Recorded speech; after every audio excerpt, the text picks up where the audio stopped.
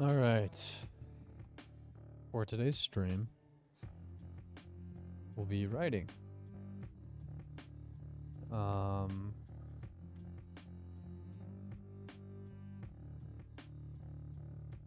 Yeah, I'm working on a book. The name of which I'm not super set on, but Ethereum Moonlight is a good placeholder.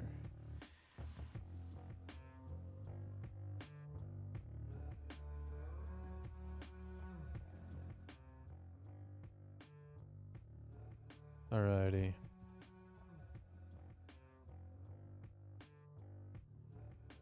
So, let's pull up Discord. Go to the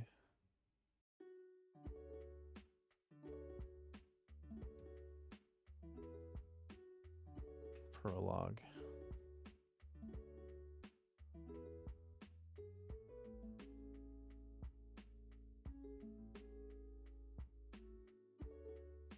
So I need to write into InDesign what I have so far for the first chapter, the prologue.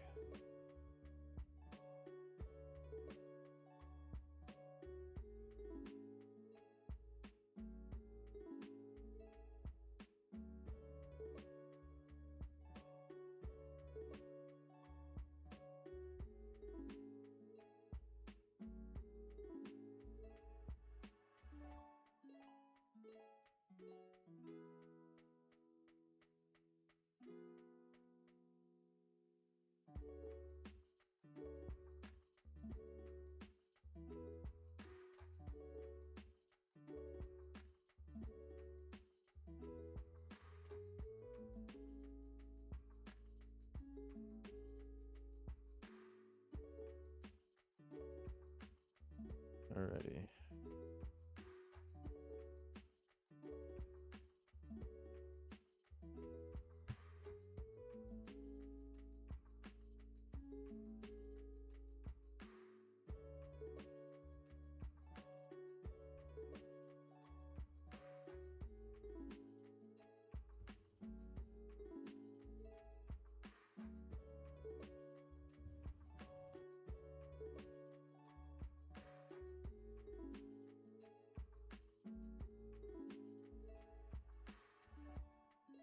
Just kind of getting everything set up still.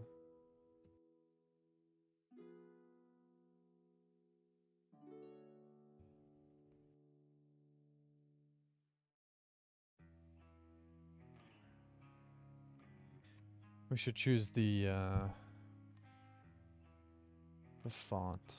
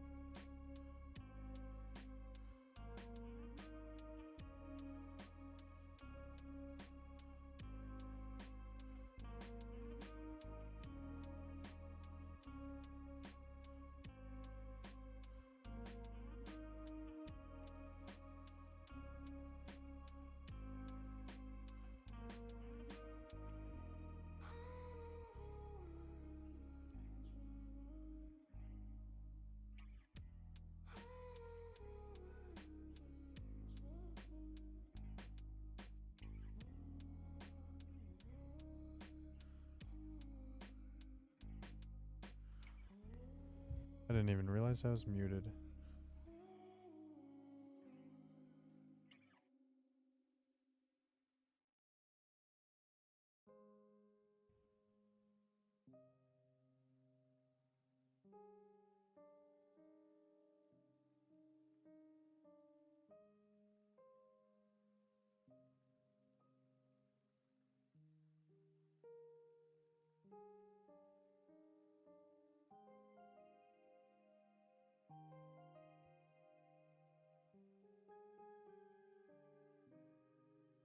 I like this.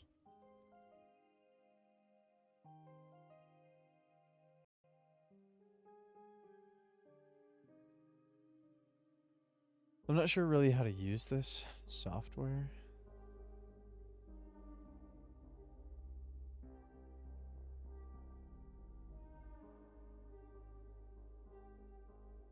Okay, that makes sense.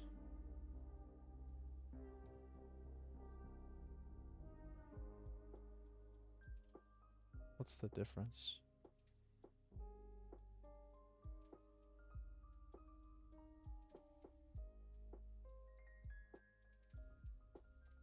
Oh, okay.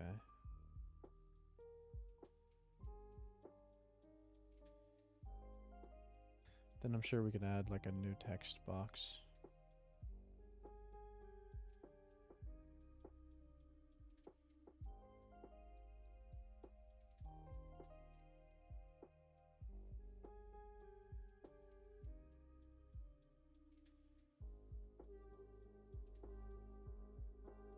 Yeah, okay. That makes more sense.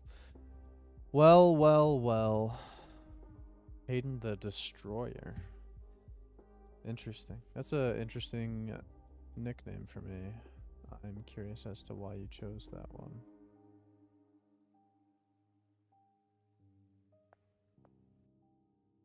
Do here. How am I today? Today was kind of meh.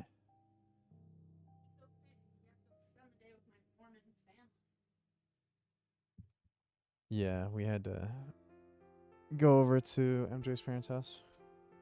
And whatever. I didn't really do anything super fun, so kind of just existing. You destroyed a human world in your book, so Hayden the Destroyer. Yeah, I guess that's fair. That is just one of the very few events. But it works, kind of. Alright, prologue. Let's start by writing in what I have here.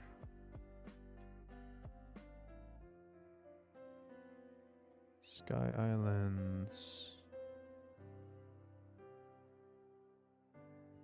Scenes.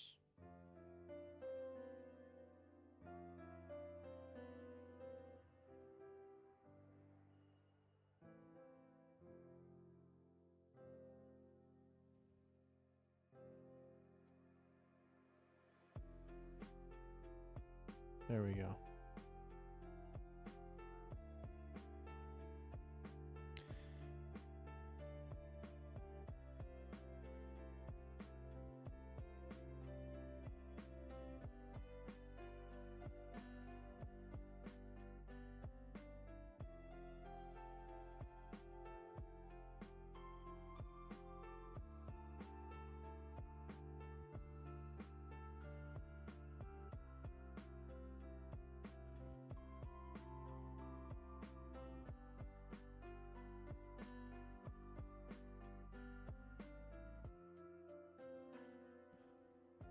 Kaze is passing through a small village at dusk, looking for a place to rest. The village is modest, with rough wooden houses, dirt roads, and only a few scattered lanterns flickering in the twilight. He sits down near a campfire outside the local tavern where a few villagers are gathered.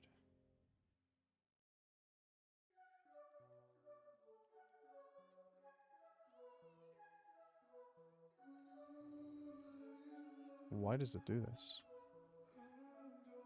Hello? Oh, it does it automatically. I guess that makes more sense.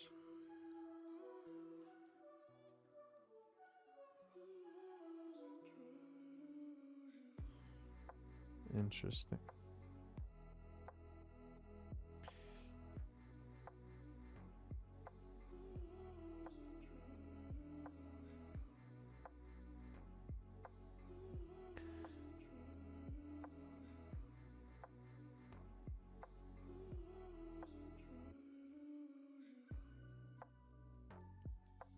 Something like this.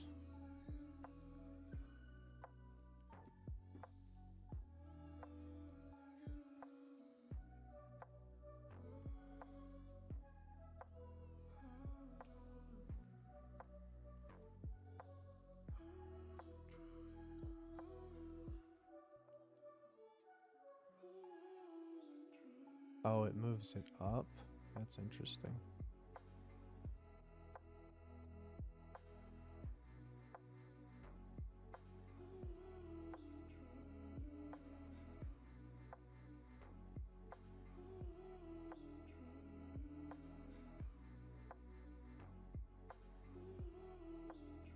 How's your day, Luke?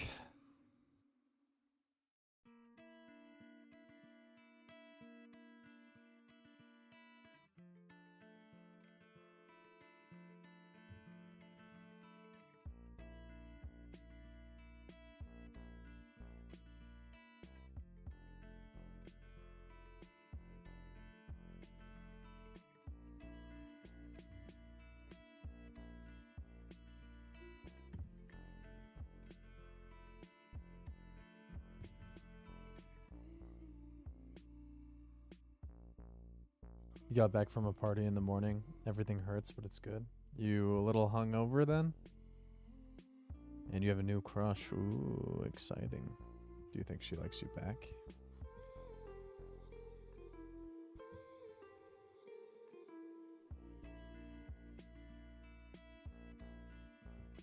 You think so? Ooh, there you go. I don't want things double spaced.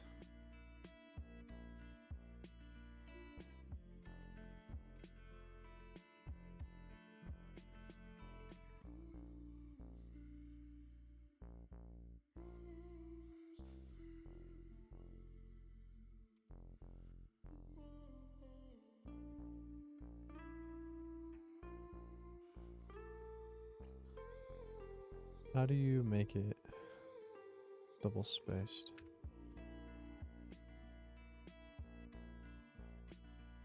Ah. You can increase the space like this. Cool. It looks a little better.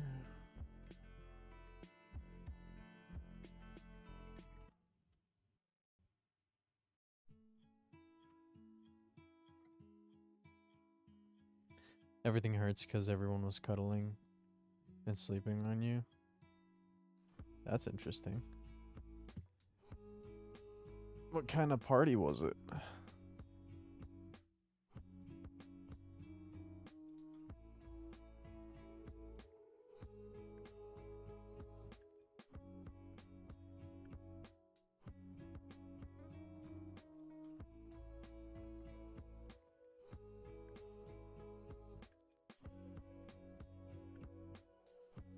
Sounds like a slumber party.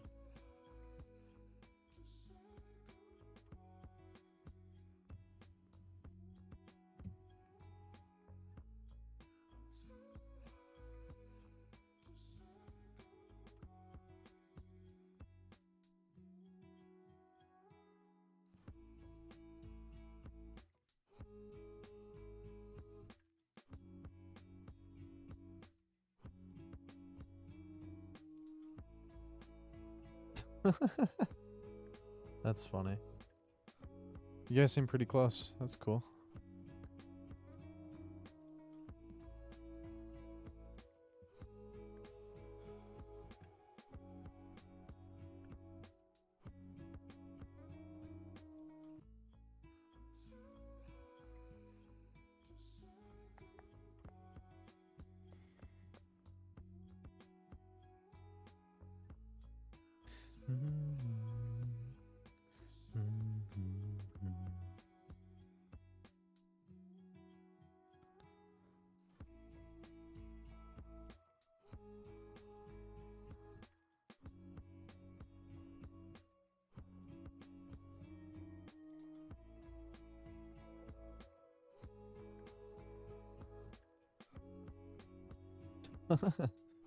Proud dad of 4, that's funny.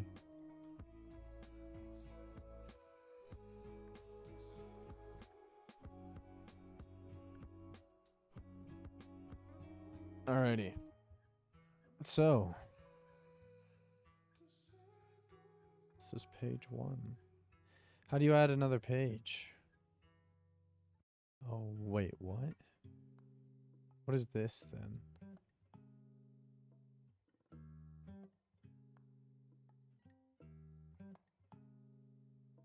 Contents. Ah, so it has it all formatted for me. What is this first page then? I thought this was just like a page that I could like do stuff with. Dun, dun, dun, dun.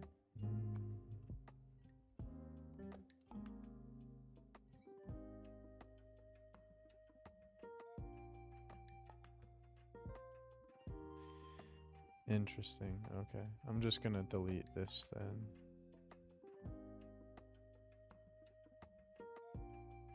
I don't know what this is for. I think this is like the cover. Or this is the cover too, you know?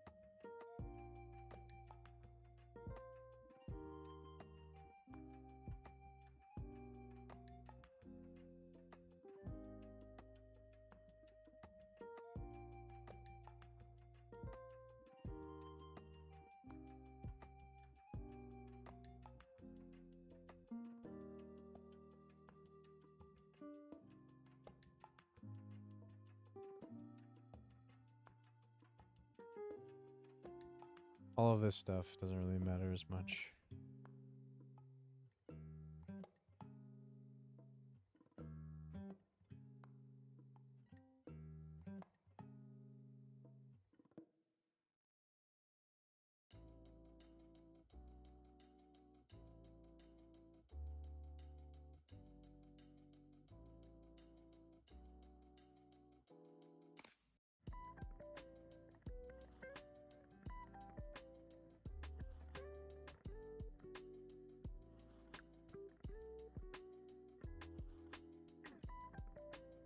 The text box just like really small or something? No? Why is it overlapping? It's so weird.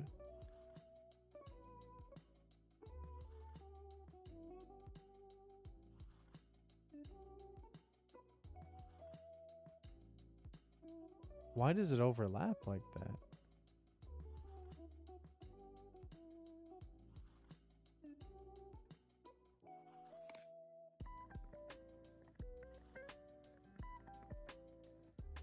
That's so weird.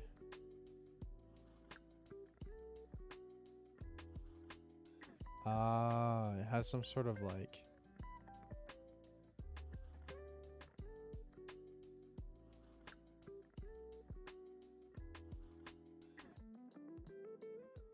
What's below this? Why is there like... That's so weird. I don't understand, but it's probably how it's going to go. Chapter 1. Prologue. Chapter 2. Oh, no, that's supposed to say there. Fuck, how do you do that Roman? It's just an I, right? Yeah.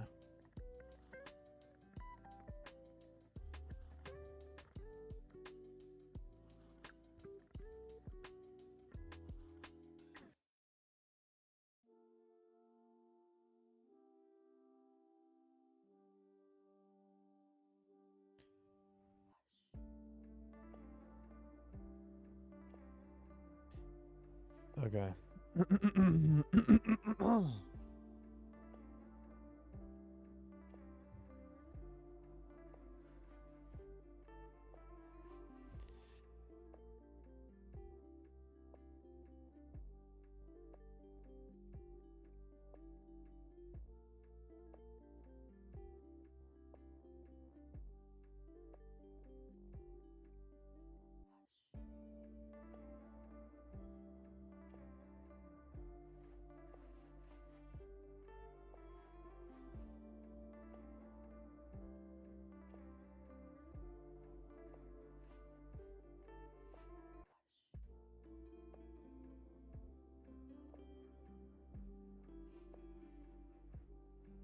Prologue.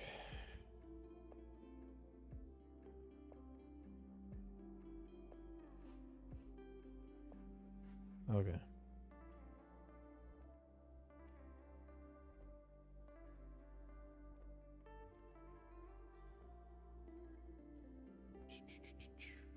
Kaze. Blah, blah, blah, blah, blah.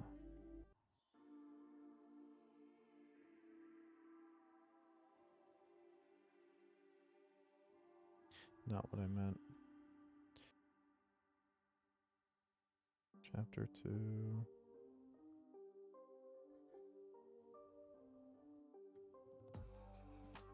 Why is there so much here? Hello? There's just more things. Ah. So it continues like this.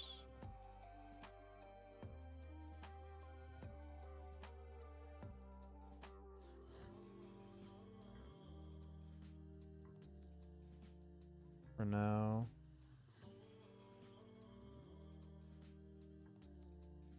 We'll do this. Cool.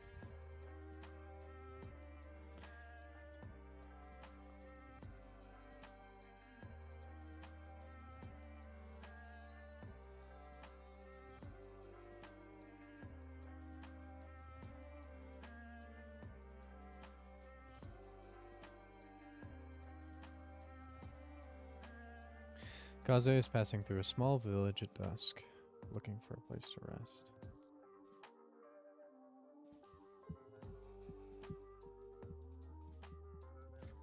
The village is modest, with rough wooden houses, dirt roads,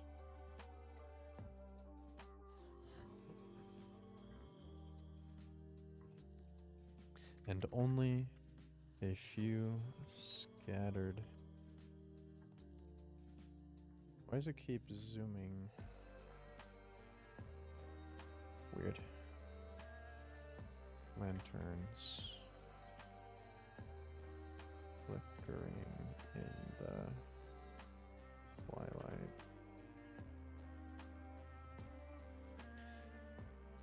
He sits down near a campfire outside the local tavern.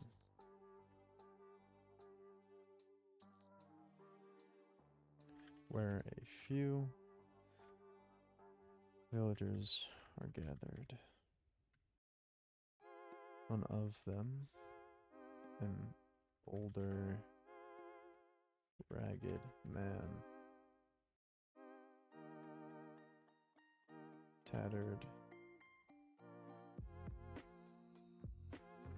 tattered clothes, missing a few teeth.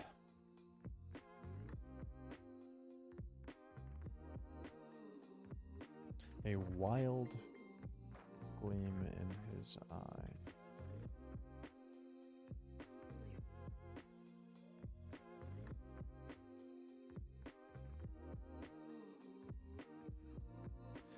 This man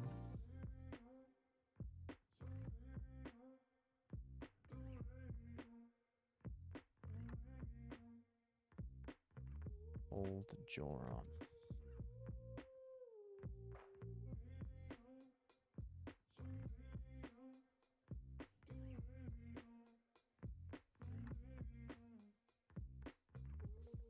Has a heavy,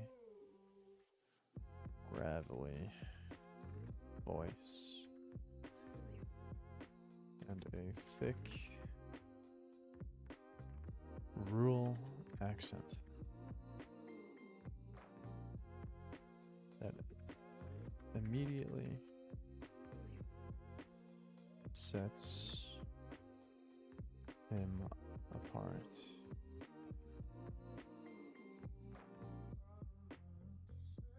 As a bit of an eccentric. He's holding an old, beaten top. Half full. I think it's this, right? Of some. Is it this or is it this? Half full. I don't know.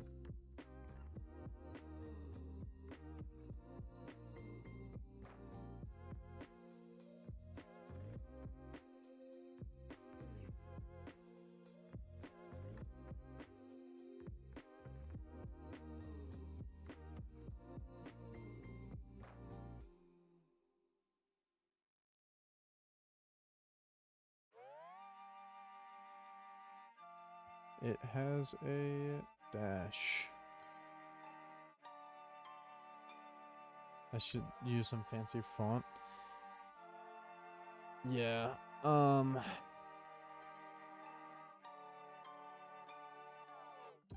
like using Akuta. It looks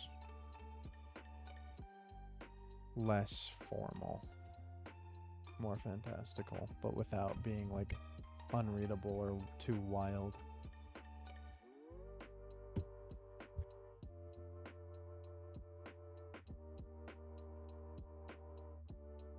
Half full of some questionable looking brew. And as he talks, he sways slightly, waving his hands in wild gestures.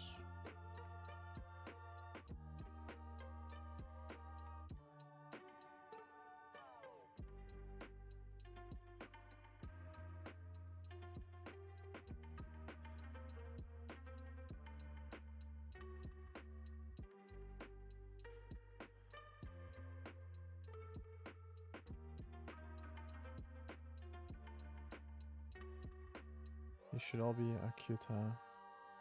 They should all be... Why do they look so different?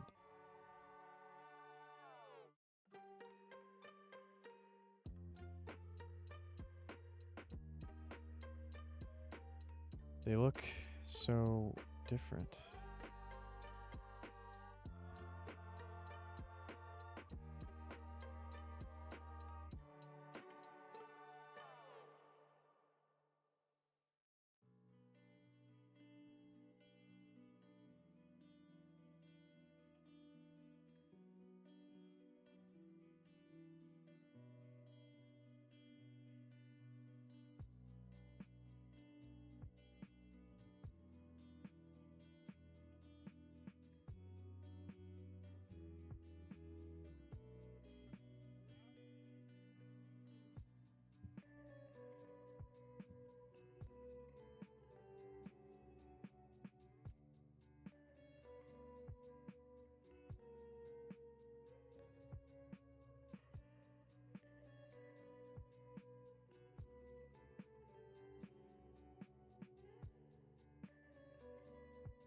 There we go.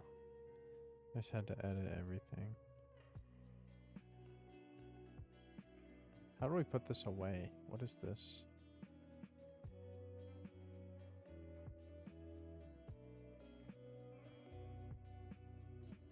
Okay. What took me to grammar? Why did I start writing the book? Or what was the reason? Just the sheer amount of like inspiration and enjoyment I had of like the world building. And you can easily fall into a trap of doing too much world building, and then the moment you start to write, it will fall apart. Because if you actually start putting these characters to action and doing things with them, you might run into some issues if you don't take your time to... Why is there a line here? I don't understand this software. I've never used it before. I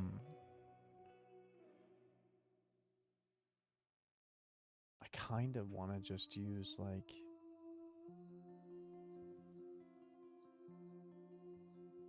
No, it's fine. It was just a glitch or whatever. Okay. I would use like Google Docs or whatever, but this seems more professional. This story is like a combination of like all of my favorite shows and stories and games. So like Demon Slayer plus Skyward Sword plus Elden Ring. And everybody needs like a creative outlet. So if this is mine, then there you go.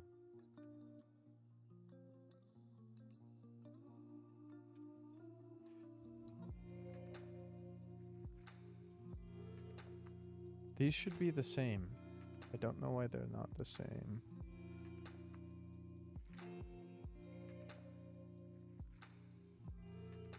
Okay. They look somewhat similar, but also different. Anyways. Yeah, like when it does that, like what the fuck is that? Okay, you know what? I'm gonna use Google Docs.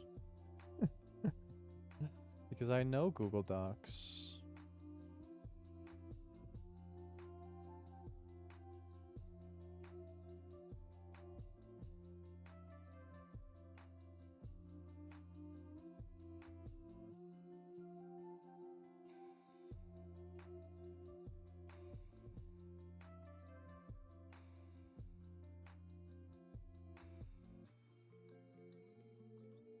Okay.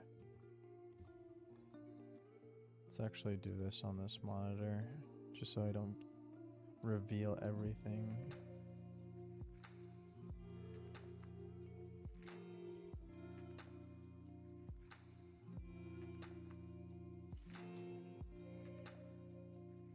Resumes, letters, personal work, sales, legal, human resources, freelancer, education.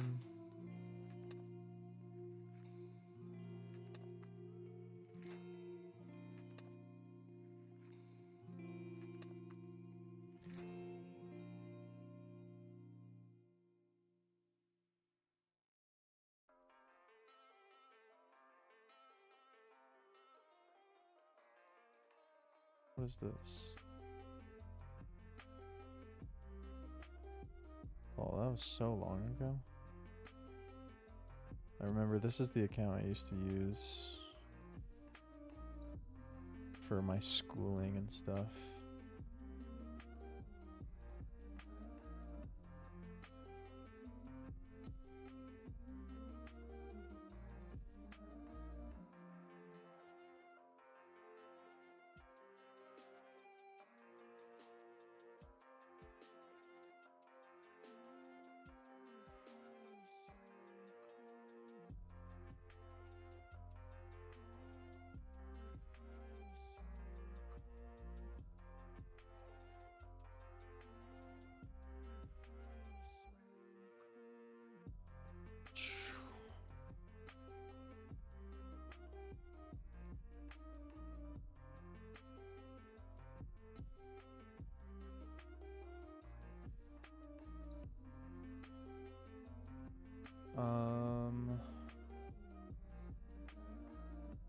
I can close out of this.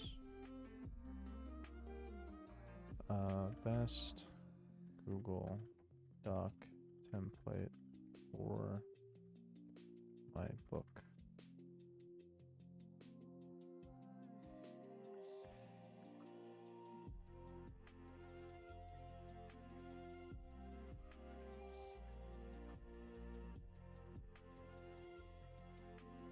Let's do blank.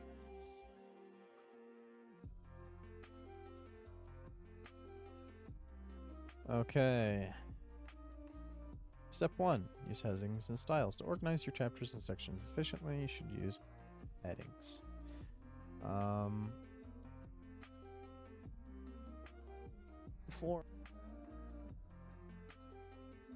Didn't mean to mute myself.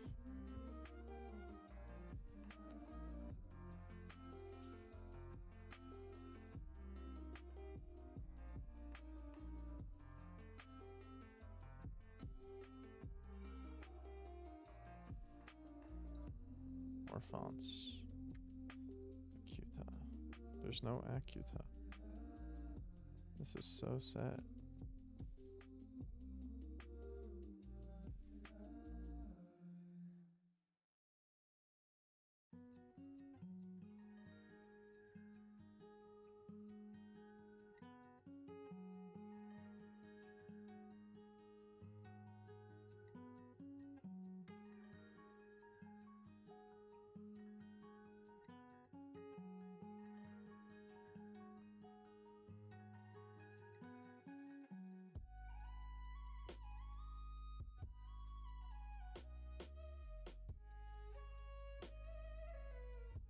Whatever.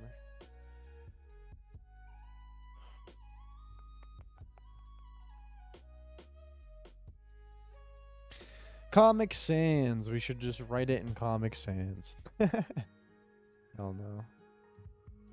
Okay. So...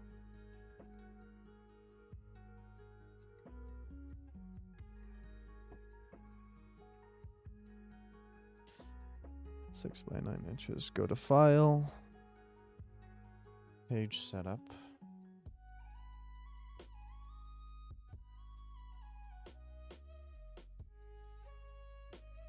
Change the page size accordingly.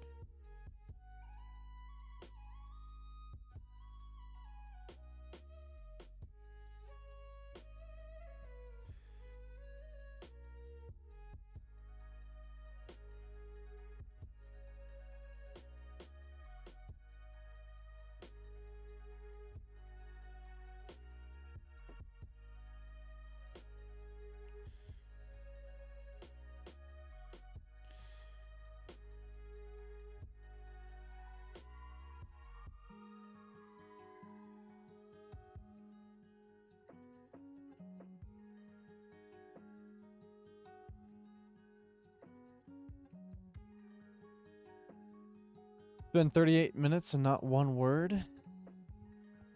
What do you mean? Oh, yeah, so I was writing in InDesign, so no, I actually have a ton. So there's like, I have Discord with tons of shit. So I'll be throwing that in Google Docs. I was using a different software to write it, and it was frustrating me because I didn't understand it. But I'm more familiar with Google Docs, so we'll just start there. Format. Headers and footers.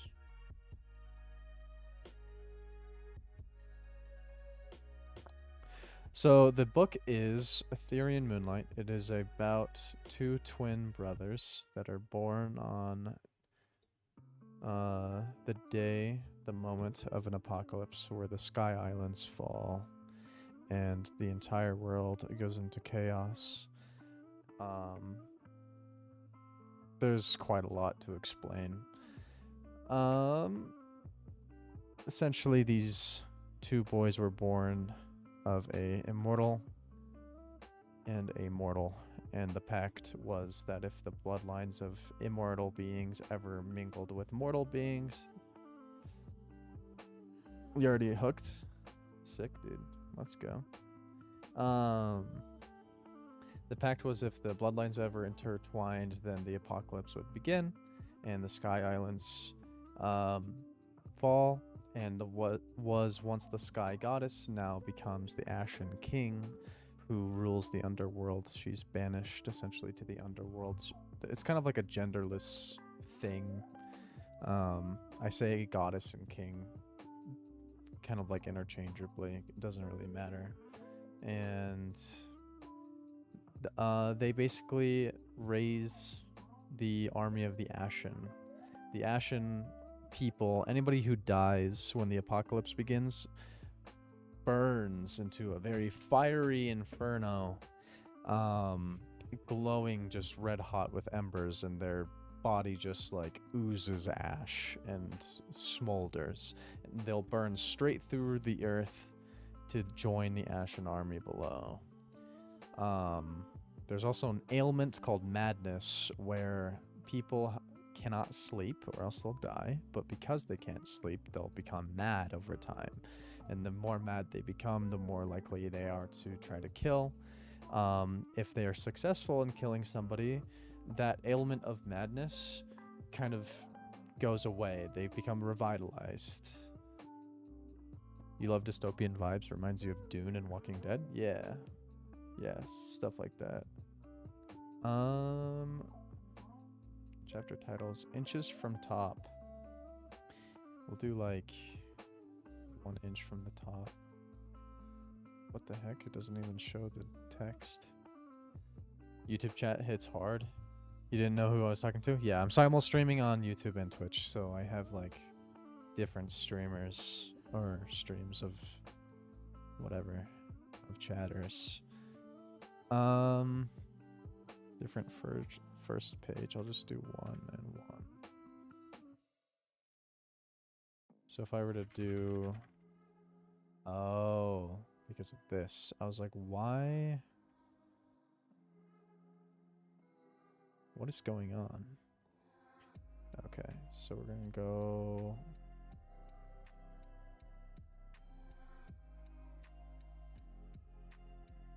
So this is the middle.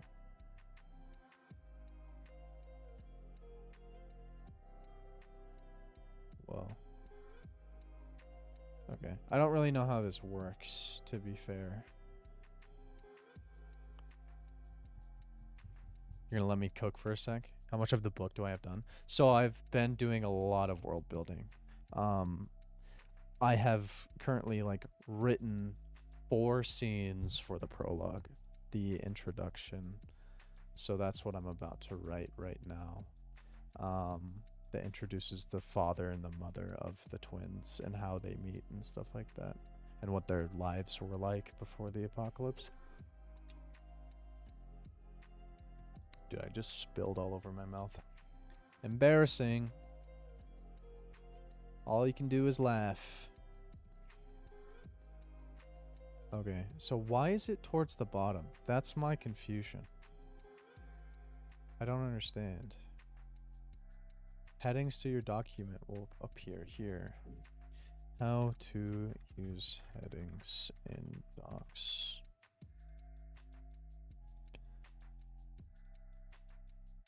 Select text for your heading. Highlight the text you want to make a heading. Okay, so we'll just do the title. Just for a test. Apply heading style. Click on the styles dropdown. Am I blind? What is the styles dropdown? Clear formatting. What do you mean styles?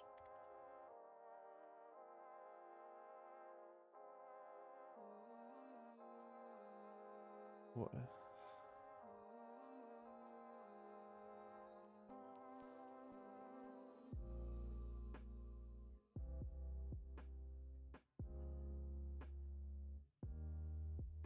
What do you mean styles? I'm so confused.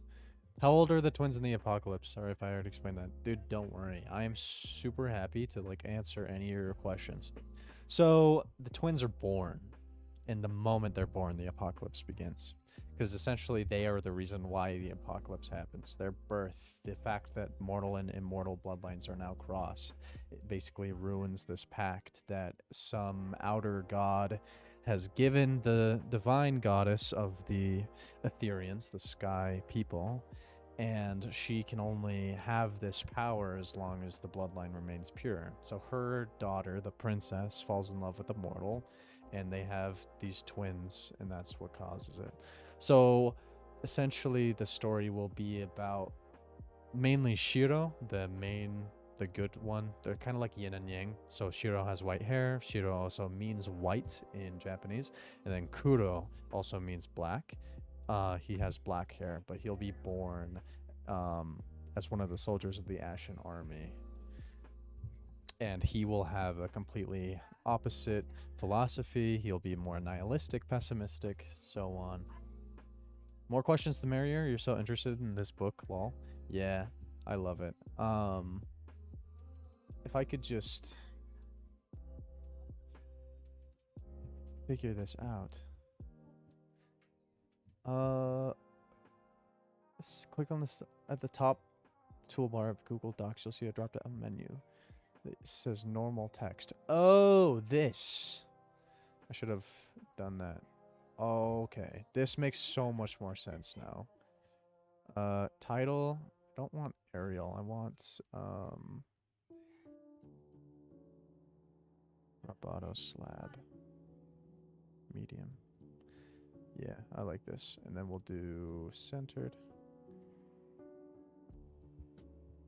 Very cool idea. Yeah, I really like it. Essentially, the sky people will worship the sun. And so the sun has multiple properties. It has light, it has plasma, it's made of plasma, it has fire, kind of, at least on the surface somewhat. It's more like explosions of plasma, but anyways, it also has the property of gravity. So the sky people harness these things and they use them. So their metal is made out of like a plasma infused starlight, and so it has a magical property. But they are also able to float, and their sky islands are so high that they're basically in the stratosphere. They're almost in space. So these people kind of like float around. What is the name of the planet? That's a good question. I don't know yet. I haven't decided. That's kind of the big thing, isn't it? Why is it so low? That's my question. File. Page setup.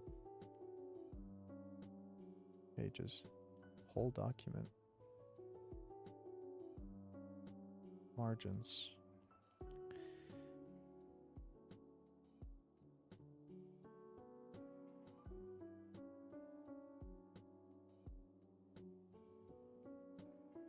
This is so weird. I don't understand. Page setup. Portrait landscape. Letter. 8.5 by 11 is fine. I don't... Oh, margins are like... Okay. That makes more sense.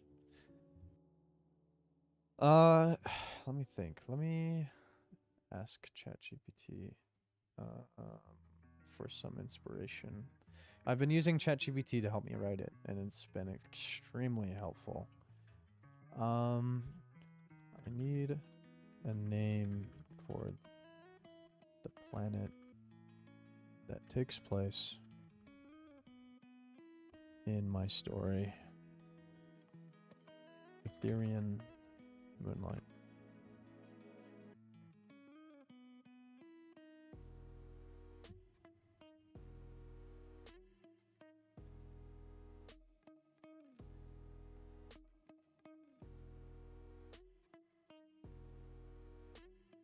Zephyros?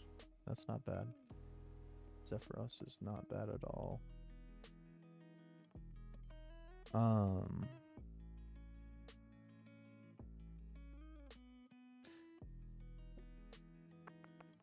we'll keep that. Notes. Zephyros. Okay. When did you come up with this idea? I love to see the passion. You're a songwriter, so it's interesting to see how fleshed out the ideas are. Off rip, how many characters do I plan on having? Is this space around politics? So yeah, I really like Game of Thrones, and so politics will have a little bit of influence here. Philosophy is kind of the biggest thing for me. I love philosophy and like different worldviews and why they're shaped to be that way, or let's do double.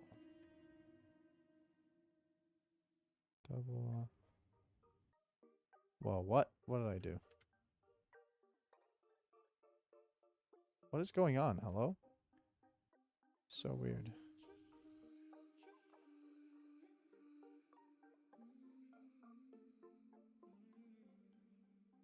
And then we'll do... Why is it in the middle? That's what I'm so confused about. To answer your question, for the characters, there will be probably around 5 main antagonists. Kuro being one of them. Tushiro.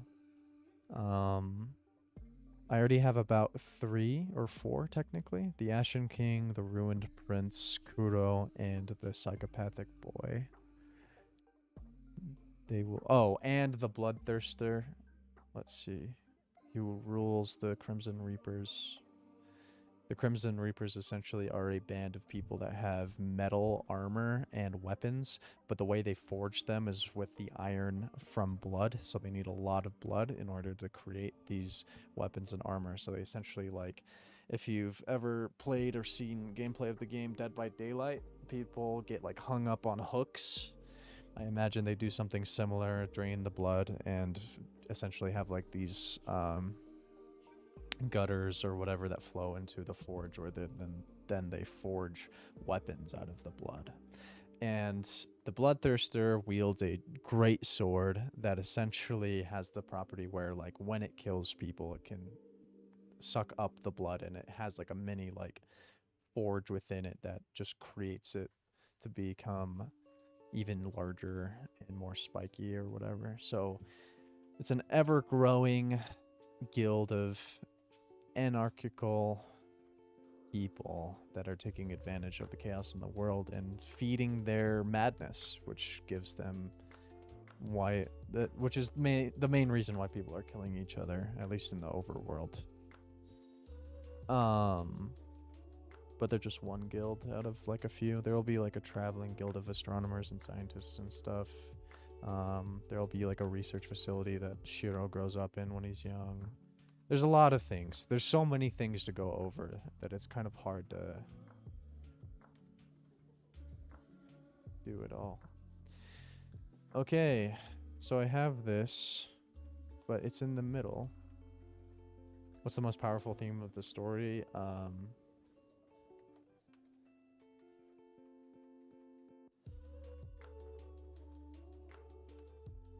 I would say like duality.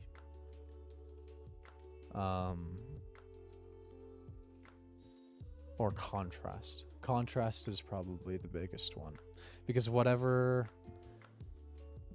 kind of like light or darkness that exists will constantly try to corrupt each other, and so they have a duality to them. Like the rich and the poor and stuff like that will be like themes. The noble versus the common folk, like contrast is the biggest theme.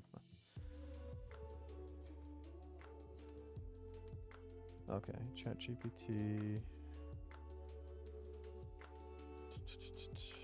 My page,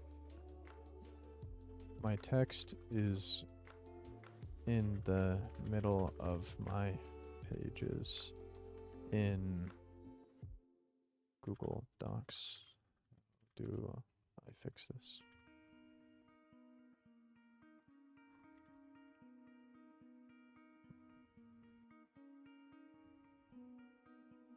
Check vertical alignment. Your text might be vertically centered, which is why it's appearing in the middle. Go to Format in the top menu.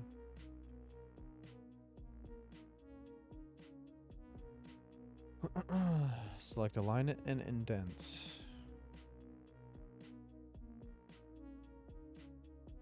Center vertically.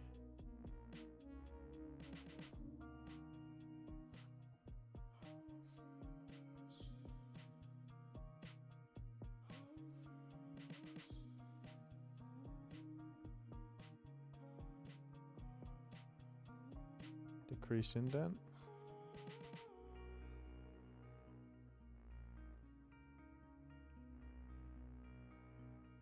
Make sure top is selected.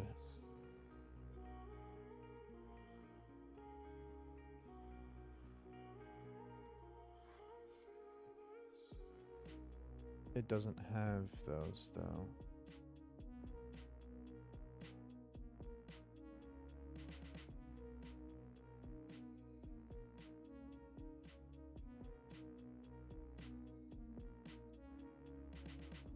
I am getting so confused here.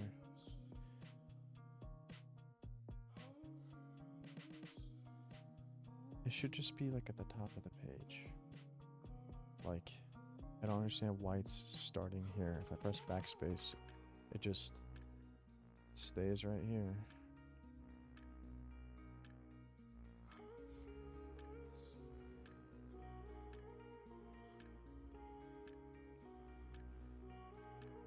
Remove header. That didn't really fix it.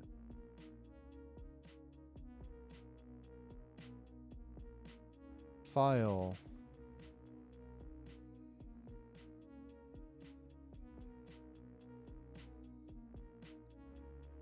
I was just hoping to like reset every settings, all of the settings.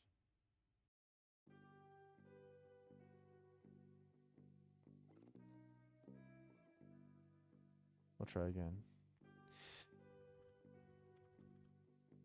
Ethereum Moonlight. And then you go to this and you go title. Boom. It's not that hard. Medium, centered. And then you go to subtitle. Oh, never mind. Wait, what? What's the deadline? I don't have one. I just do this for fun. Hayden Tyler Smith. Apply subtitle. Why does it do it to that? I don't understand.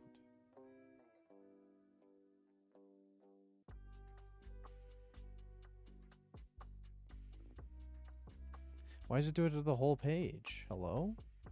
I just want this to change.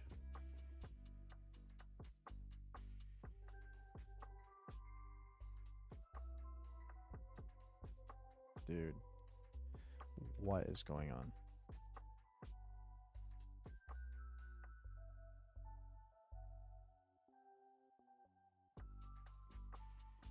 Format.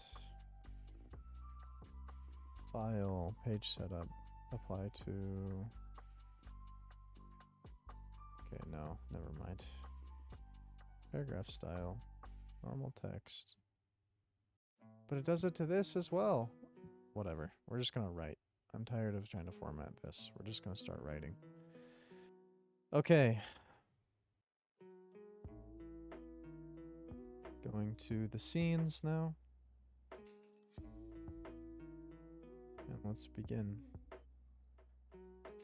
All of this is obviously up for up to change, but for the most part, this was written by ChatGPT with a lot of input from me trying to edit the style and the subject material. Kaze is passing through a small village at dusk, looking for a place to rest. The village is modest,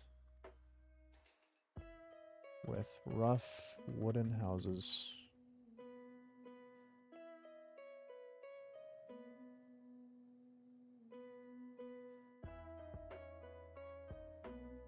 Dirt roads. And only... Oh, my bad. A few scattered lanterns.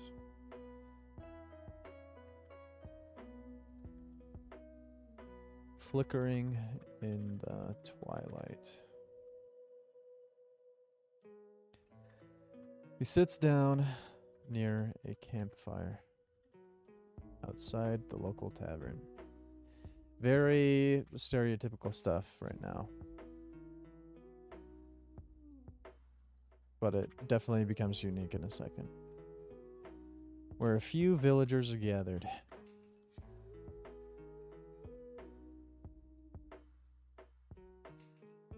One of them, an older, ragged man,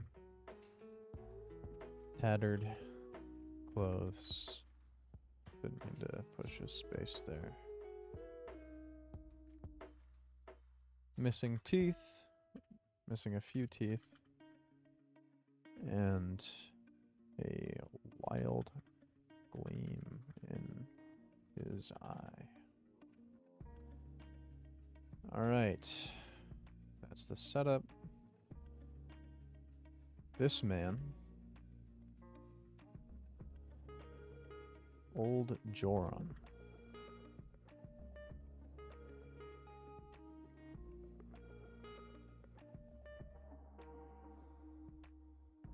Has a heavy... Actually, you know what we should do?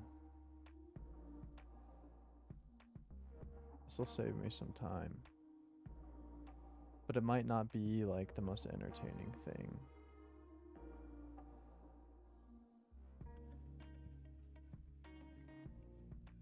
Prada slab, medium. Font size 12. Let's do, like, 14. Spacing, double. Maybe not double. It's a bit much. Yeah, 1.15 is actually okay. And then this should be... Is there another? This. There we go. That looks much better. I can read it to you, though, after I copy and paste it. Old Joron has a heavy, gravelly voice and a thick rural accent that immediately sets him apart as a bit of an eccentric. He's holding an old beaten cup half full of some questionable-looking brew, and as he talks, he sways slightly, waving his hands with wild gestures. Joron leans closer to Kaze, eyes wide, and says, "You think them sky people just float up there all nice and pretty, eh? Nah, I tell you, they're up there sucking the moonlight right out of the sky. Or the sunlight, I meant. Haha. Leaving us poor folk down here in the cold. That's why the winters have been getting longer, you see. Them sky folk grease are making the whole world colder. Stealing all the warmth for themselves." He takes a long swig of his drink, then wipes his mouth with the back of his hand, peering at Kaze like he's just revealed the deepest secret in the world. "And you know what else? They ain't even human no more. No, sir. They ain't flesh and blood like us. Turn themselves into something else. Beasts, demons, something dark. And that's why you never see one come down. They'll burn this whole world to a crisp soon as we ain't looking." The few villagers nearby chuckle, shaking their heads at Joron's wild claims, but Kaze feels a small chill as the fire crackles in the background. It's nonsense. Clearly yet, something about the way Joron speaks, the fervor in his eyes, lingers with Kaze. So this is the first scene. Kaze is the father of the twins.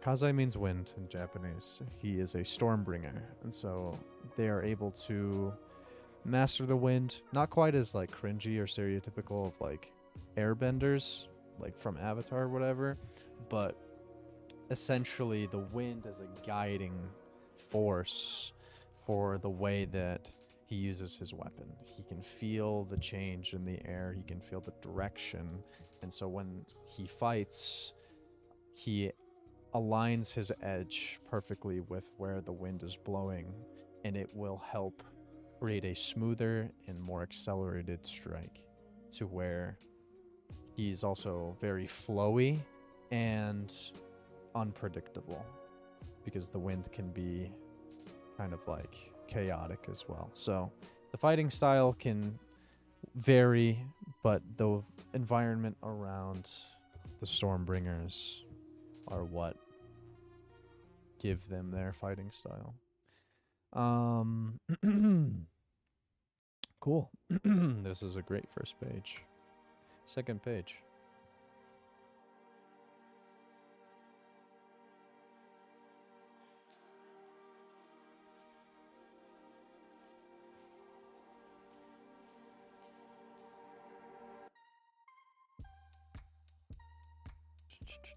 Okay, the second scene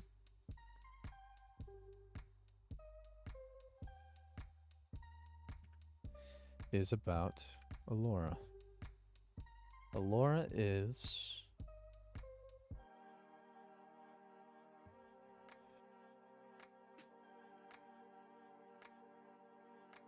Do I have to do this every time?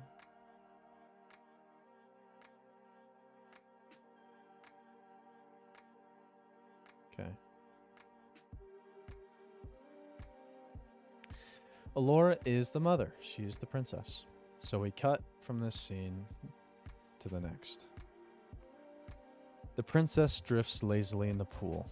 The water cool against her skin as the breeze rustles the leaves of the nearby crystalline trees. Oh yeah, I can also give some visuals for chat here. This is somewhat what the Sky Islands look like. Made with ChatGPT. I kind of just want to like pop out this image. Let me just do this. Yeah. Cool. That works. I don't know if you care to like see the text as much. We can do this. So the architecture of the Sky Islands is essentially made out of these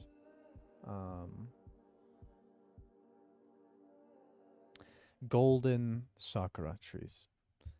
And so the castle itself is made, hey you. The castle is made of those golden tinged wood, and it's very natural. There's like a moat around the main castle island. So yeah. I have some other images as well that I could pull up, like what the surface world kind of looks like. Here's Leonis. Leonis is the main, largest castle of the overworld. Holy tree! Exactly.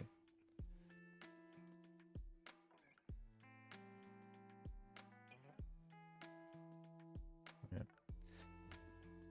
The princess drifts lazily in the pool, the water cool against her skin as the breeze rustles the leaves of the nearby crystalline trees. Lady Aelia sits on the edge, her fingers delicately plucking the petals of a rare flower that grows only in these heights. The sound of the waterfall in the distance adds to the peaceful rhythm of the moment. Aelia stretches her arms. A soft, warm... Hold on. A soft yawn escaping her lips as she twirls the flower absent-mindedly.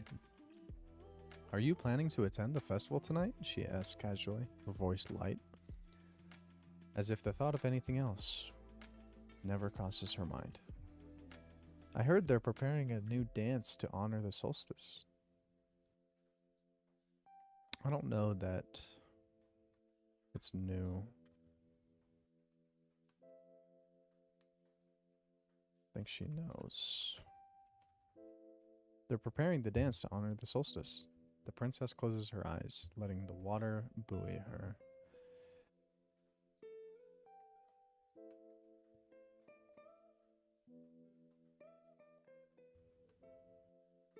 I like the word hold better than buoy. Perhaps the rituals haven't yet changed much since last year. Aelia smirks. Still, it's nothing. I suppose the elders will give their usual blessings, she pauses, watching the way the petals flutter in her hand. They say the solstice dance is older than the castle itself. Can you imagine? Generations have moved through the same steps, the same songs, and here we are, still dancing. The princess smiles slightly, but her thoughts are elsewhere. She had seen the preparations for the festival earlier in the day, colorful banners strung high across the courtyards. I don't really like that formatting. We'll do that instead. Well, I don't know. I don't know why it's all kind of like weirdly spaced. But that's just the nature of the formatting or whatever. Lanterns shaped like the sun ready to light the evening sky. But it was the castle's murals that caught her attention. The strange symbols etched into the walls, calling out to her. I wonder if the stars will shine brighter tonight, the princess muses, more to herself than to Aelia. Her gaze drifts downwards. Her gaze drifts towards the horizon. Where the sky meets the endless clouds below.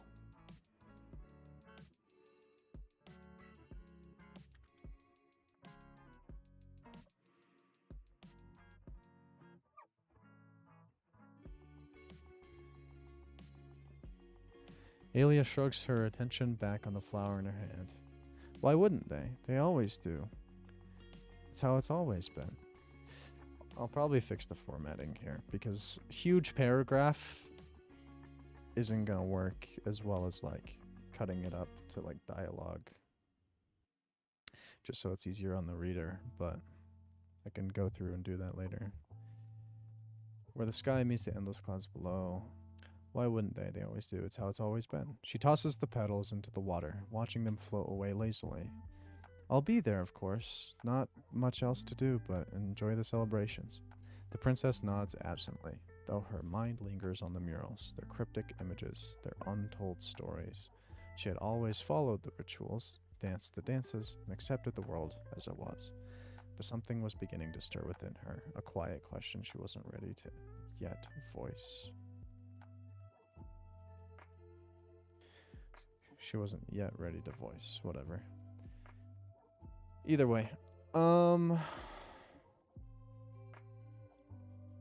like this so far. I have 2 more scenes already somewhat written with ChatGPT.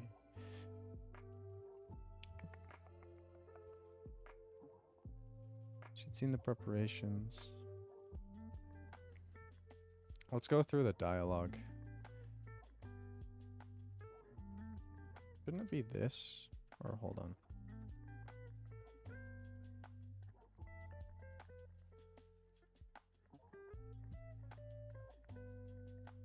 Hold on. Wait a minute. Hold up. Wait a minute. Do you need, when introducing a new character's name in narration?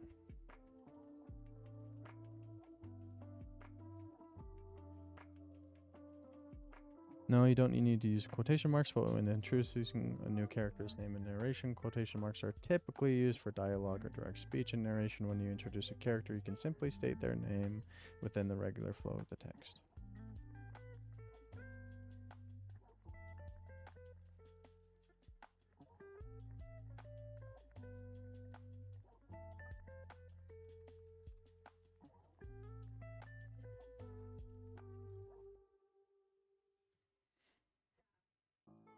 How about this old man?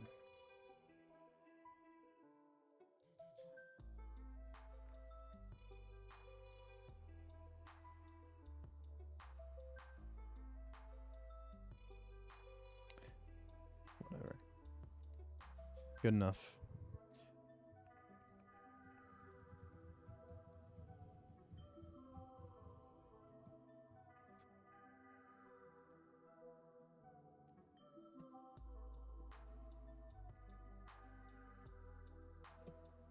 Okay.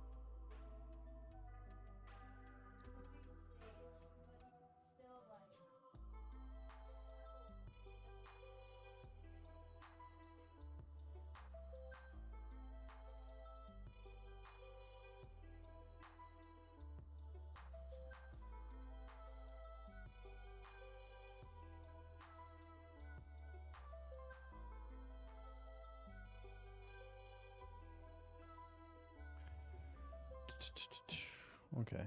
It looks somewhat better. I like this more.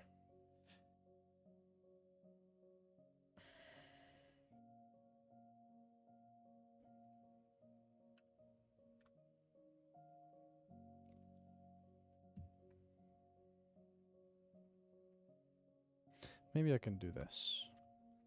That's fine. Maybe we'll do slightly smaller. Yeah, that's fine. And this is not very good. Wall of text.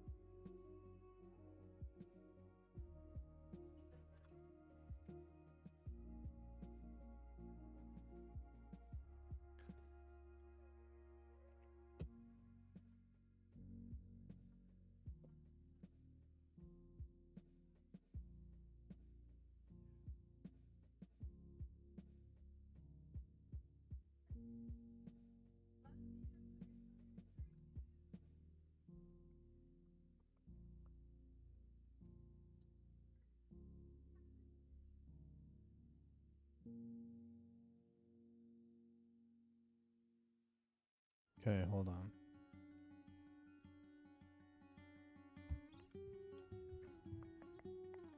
This is kind of boring, so if you guys do want to talk about other things, like the lore or whatever, I can do that as well.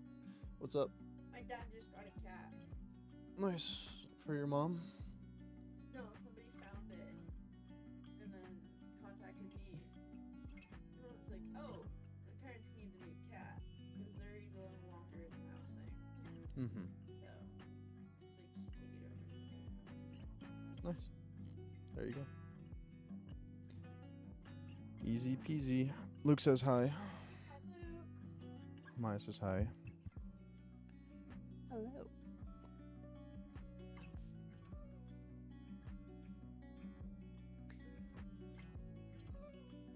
I wonder if the strange symbols etched into the walls calling out earlier.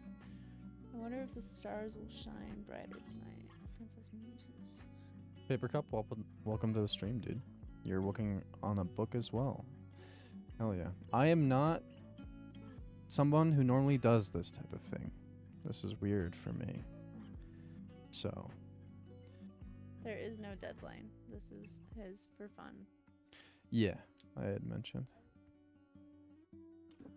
I love you. Alrighty.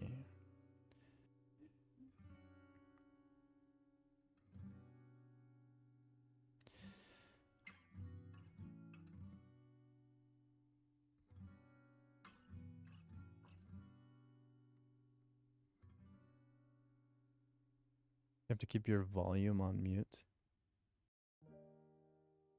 Okay, whatever. I don't know what you are trying to say.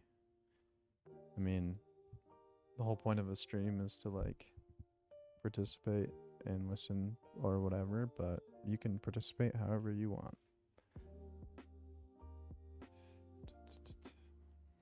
Aelia shrugs, her attention back on the flower in her hand. Why wouldn't they? They always do. That's how it's always been.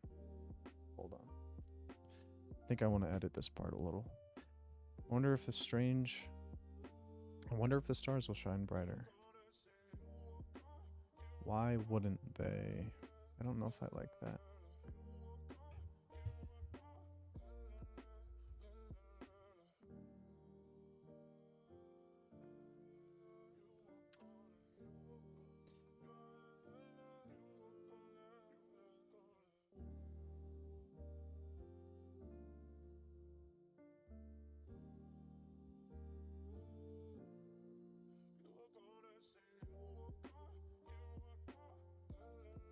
Should add pictures in the book. Like if you're talking about floating islands, make a picture of them on the next page. Yeah, that's kind of what I'm thinking. This is a very visual book. If anything, it would do better in a manga format. I've never created manga, but I would imagine it would just be a better format for this like very action-packed, very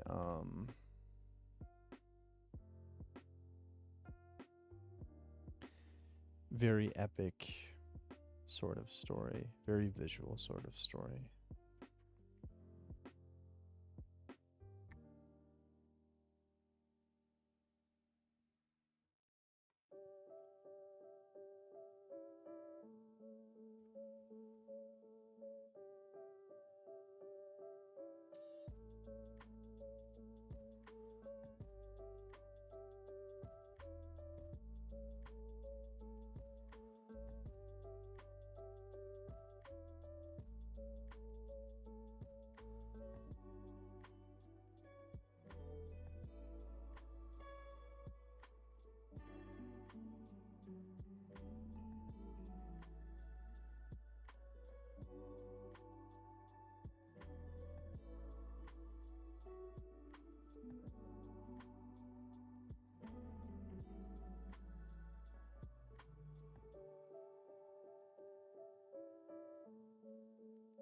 Interesting.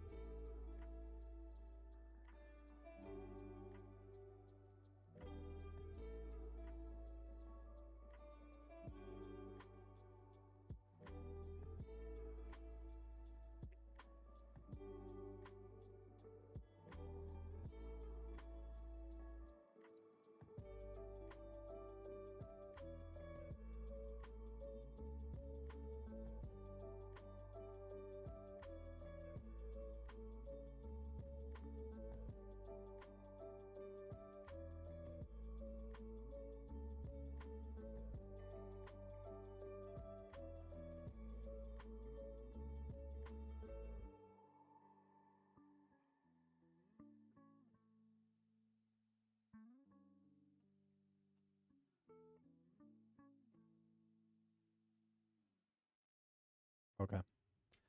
That's pretty good. Next scene.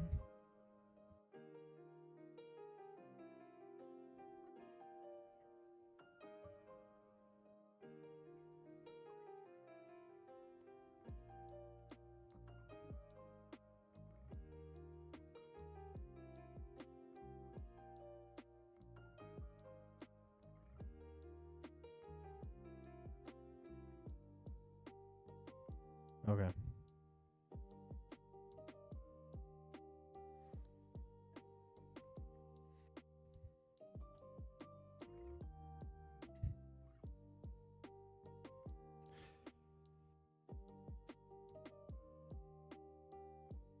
We could technically do like a new page. There's not a new chapter. How do you cut back and forth between these two characters in the same chapter in completely different scenes? I guess you could just explain.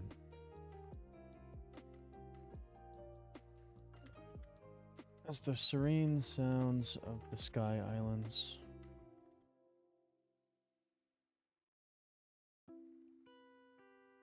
Drifting.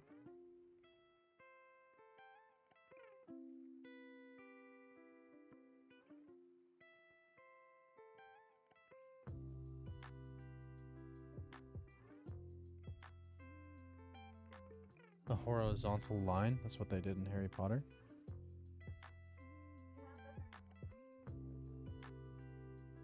I like that idea. Those have spaces in them.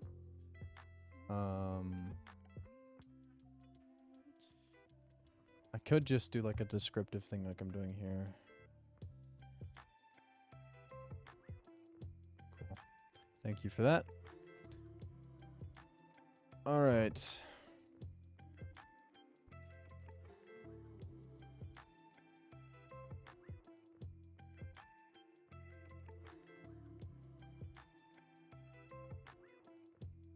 Kaze stands in the thick of it, his sword drawn, his breath steady.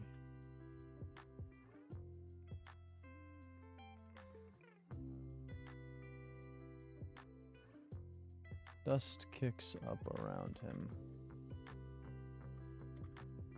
mixing with the smoke of smoldering campfires.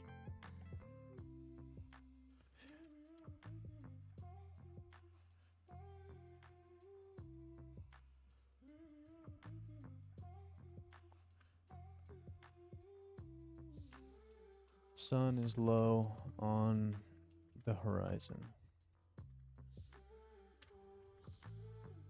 casting an orange glow across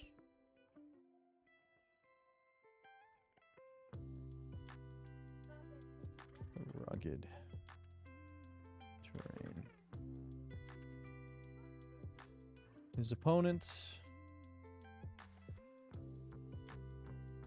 a burly,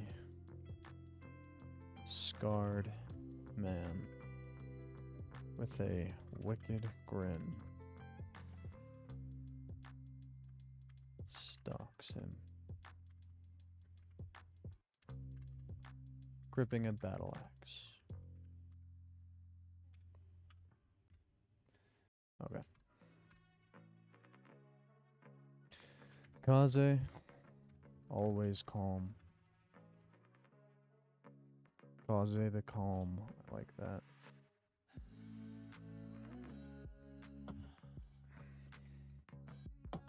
You can have the rest. Always focused. Tightens his grip on his sword.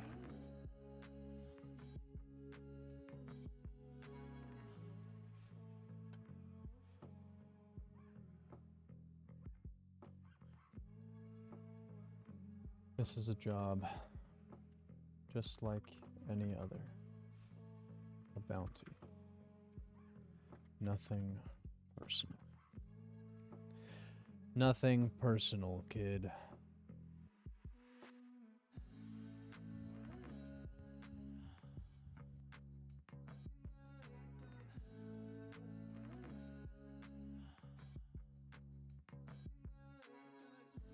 The man growls,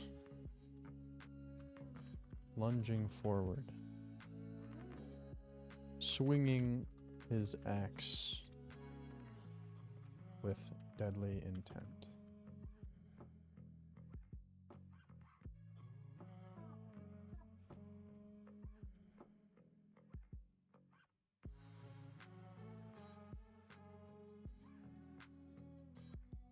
It's AXE. Whatever.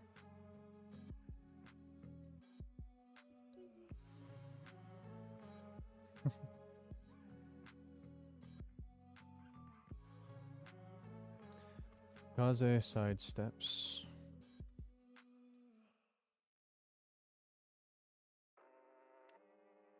Effortlessly.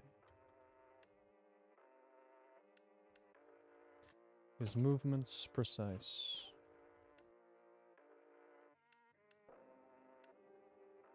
And controlled. The clash of metal rings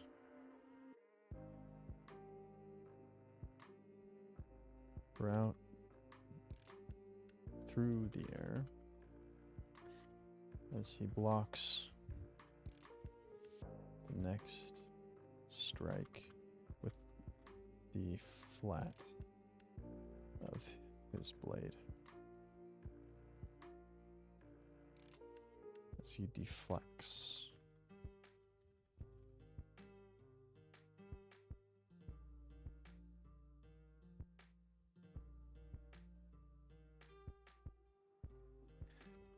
Pushing the man off balance.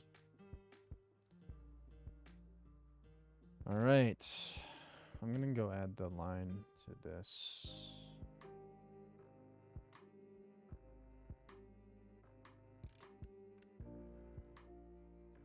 Insert horizontal line.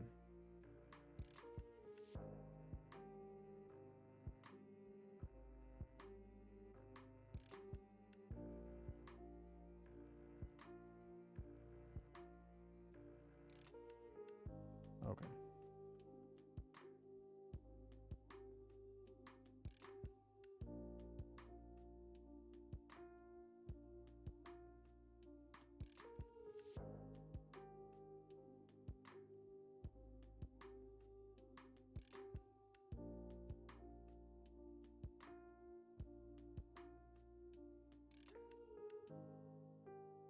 Cool.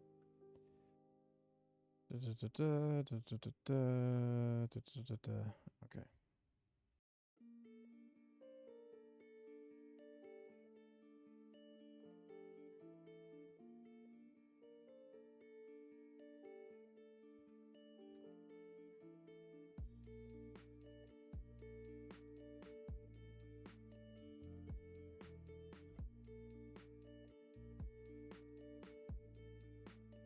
You're worth a chunk of change, the man spits.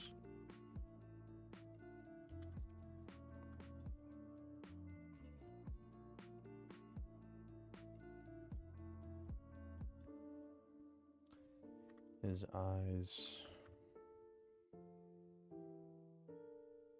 wild as he circles. Kaze.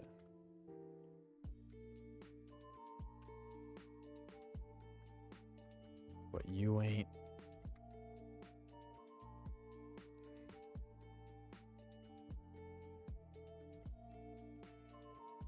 You ain't taking me in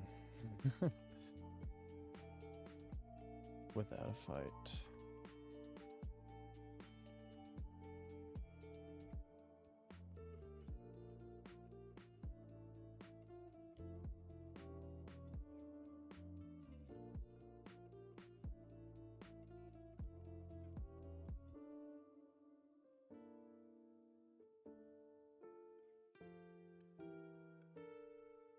Kaze doesn't respond. His eyes narrowing.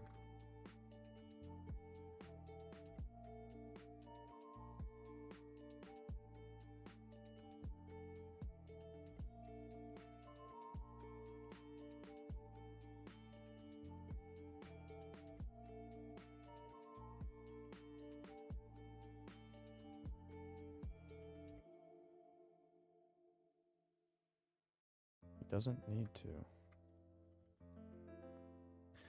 The fight is already over in his mind.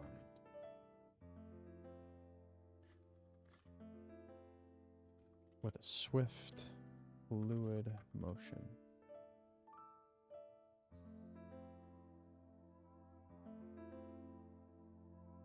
Kaze darts forward.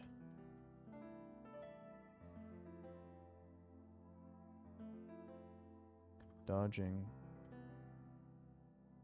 the next swing of the axe. And delivering a sharp strike across his opponent's arm.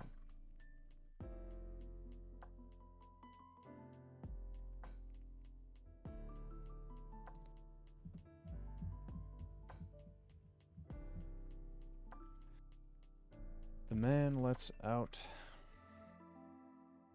a howl of pain. His axe slipping from his hand, slipping from his grip.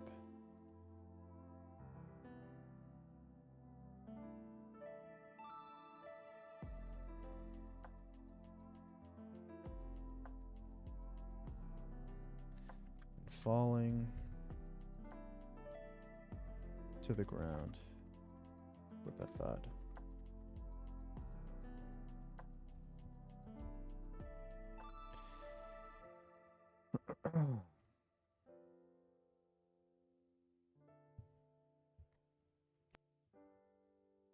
In one final, decisive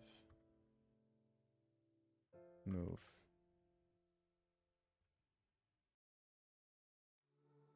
Kaze brings his sword to the man's throat.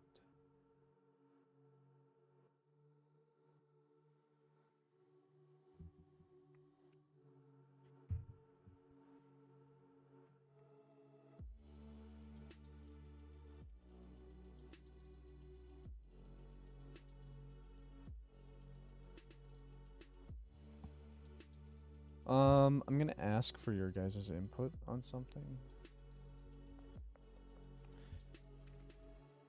I have a kind of like clicky thing for my browser. Let's see, can I hear it when I type? Interesting.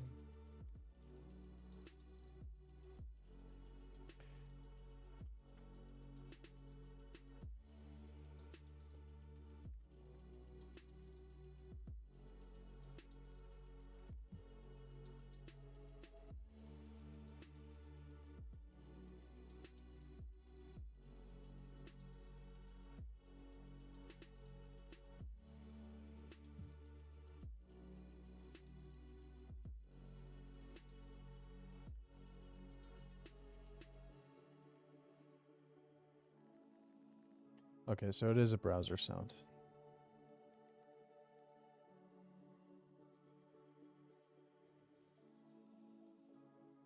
Can you guys hear this typing sound?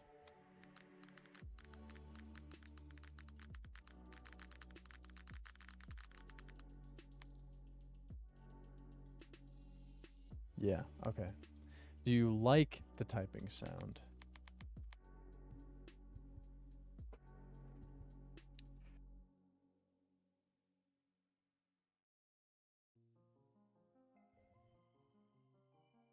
You don't mind it? Is it too loud, too quiet? Like, if I were to talk about stuff and type at the same time, would it be fine?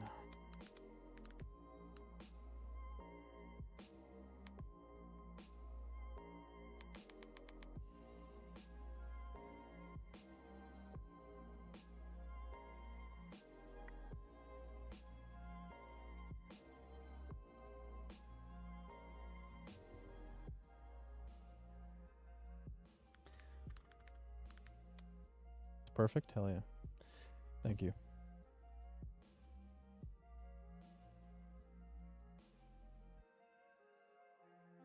Just short of a killing blow.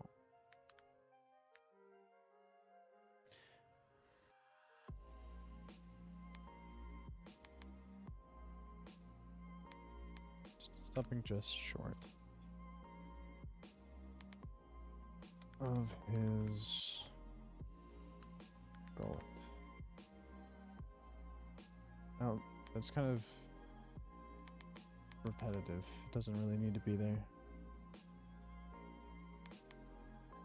His voice low.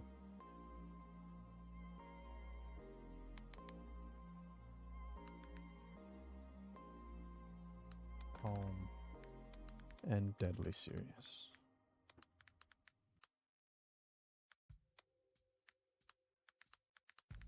Surrender, or I finish this. Surrender, or your end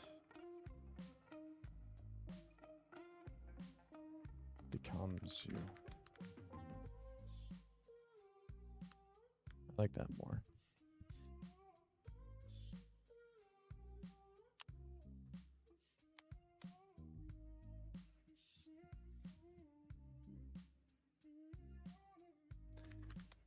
The man bleeding and defeated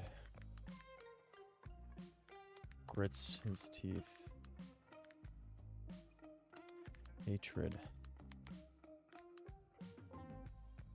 burning in his eyes. but he knows when he's beaten. Slowly, he raises his hands in submission.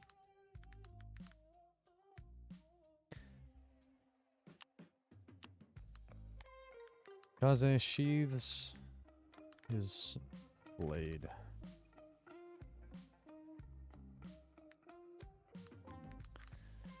Pulling out a length of rope to bind his bounty.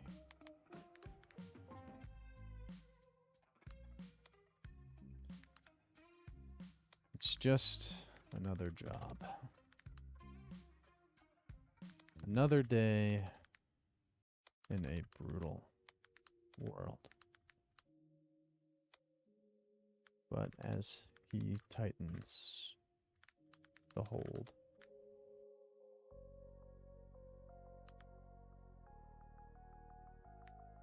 his thoughts drift for just a moment to the old legends.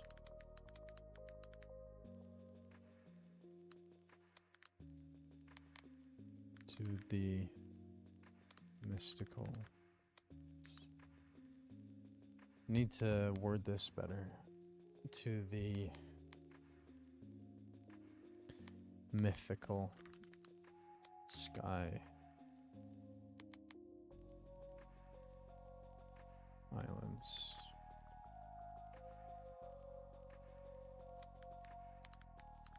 To the mythical sky terrain, supposedly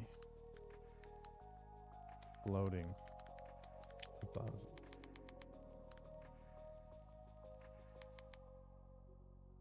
Cradled, supposedly floating, cradled by the clouds.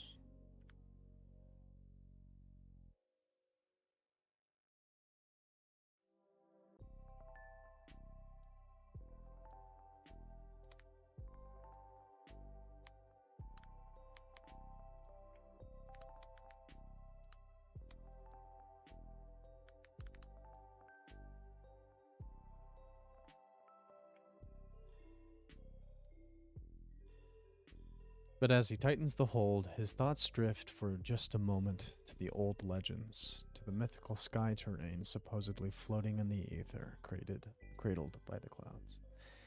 Not bad. Maybe there should be a period here.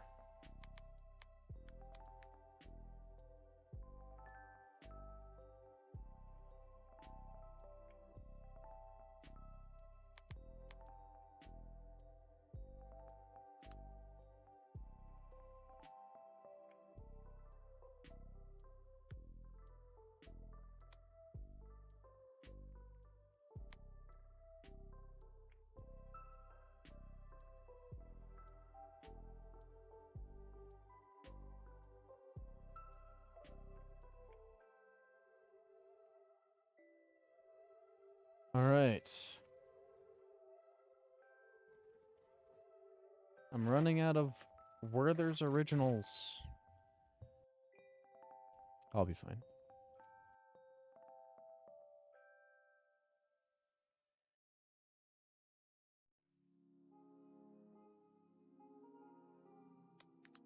His mother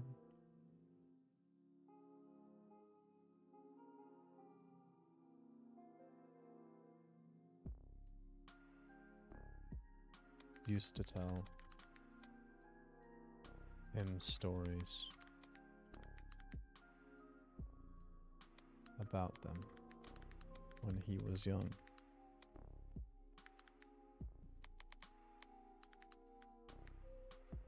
Before life became a constant fight for survival. Cool.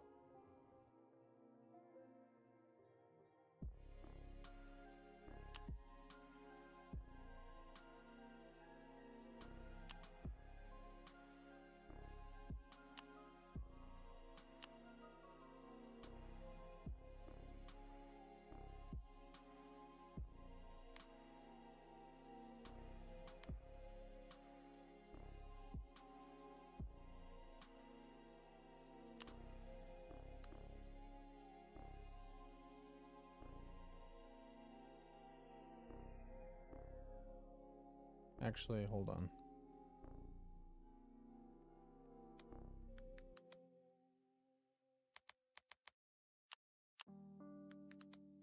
Those are just stories.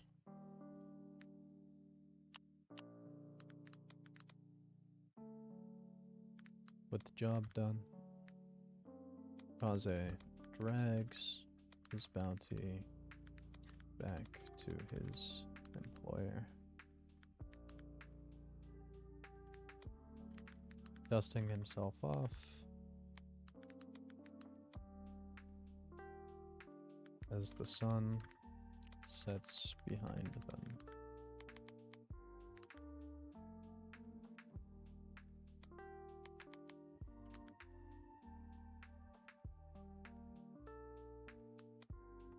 Casting long shadows over the battlefield.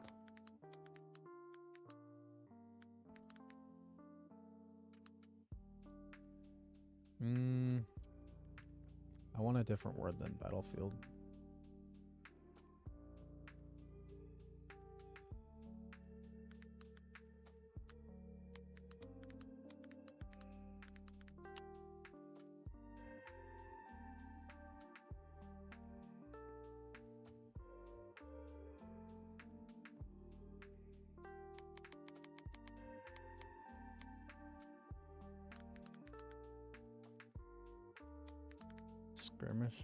Skirmish site?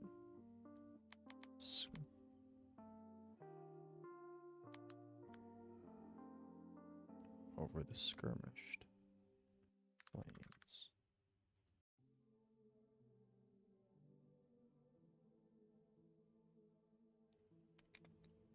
Does that work or no? I don't know if it does.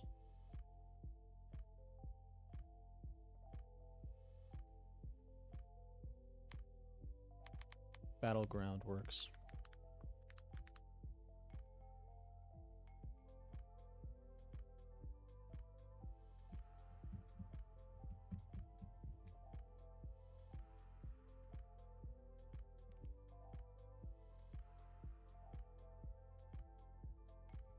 Not bad so far.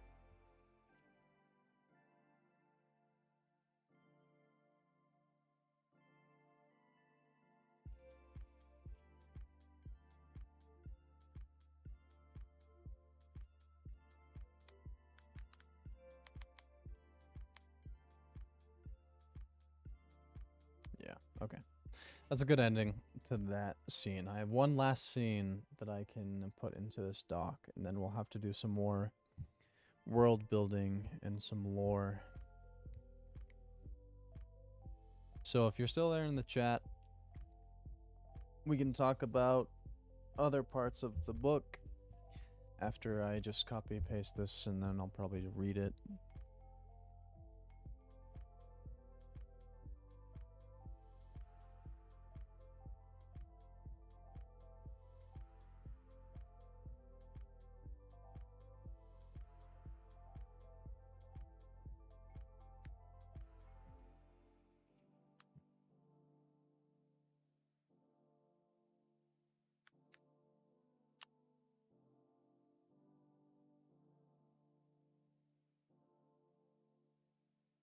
Okay.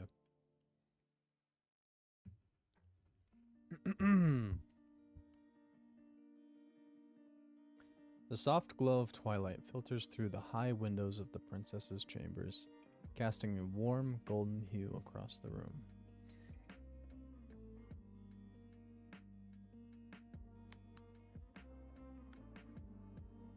Allura stands before a tall mirror, the silken robes of her station draped elegantly around her. The fabric glimmers faintly, woven from the finest threads of the sky. The Lyrians have to offer. Its delicate patterns shifting with the light as she moves. Her long hair is pinned back, adorned with small jewels that catch the last rays of sun. She smooths the fabric over her arms, adjusting the intricate folds. But her mind feels distant, distracted. The Solstice Festival had always been a night of celebration, honoring the stars and the dragon constellations that protected their realm. That...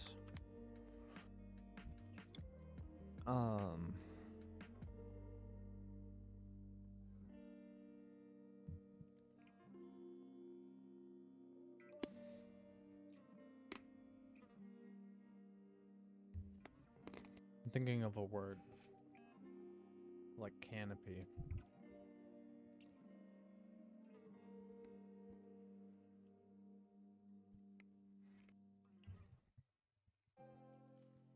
That towered?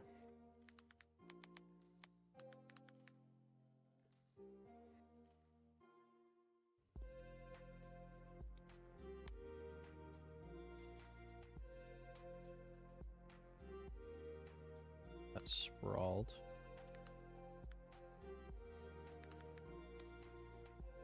The night.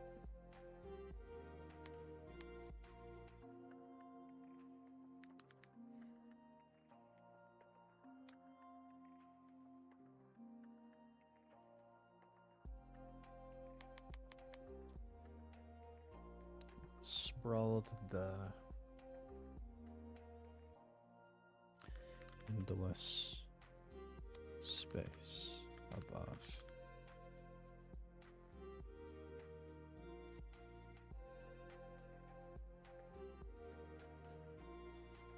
But this year, something about it felt different. Her reflection stares back at her, calm and composed. Yet beneath the surface, a quiet unease stirs. With a final glance in the mirror, she turns, slipping on her sandals and preparing to leave her chambers. The sounds of festival preparations. Hold on.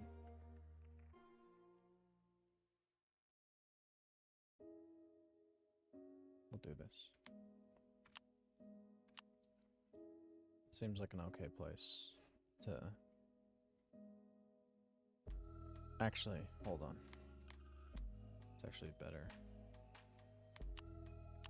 here instead. The Solstice Festival had always been a night of celebration, honoring the stars and the dragon constellation that sprawled the endless space above. But this year, something about it felt different. Her reflection stares back at her, calm and composed, yet beneath the surface a quiet unease stirs. With a final glance in the mirror, she turns, slipping on her sandals and preparing to leave her chambers. I don't think she needs sandals. Because they float. They have gravitational magic. They don't even need to walk if they don't want to. Plus, they're kind of like naturalists. So they only wear, like, light clothing.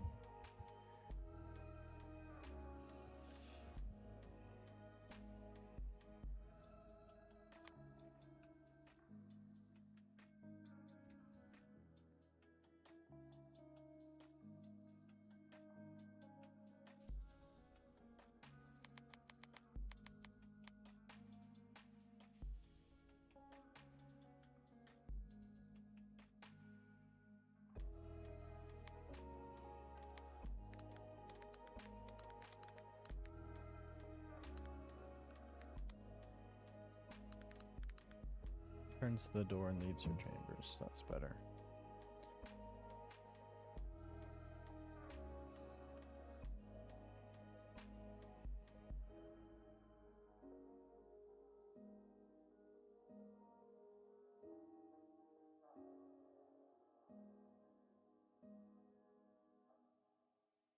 I'm getting a bit hungry. I should probably eat something.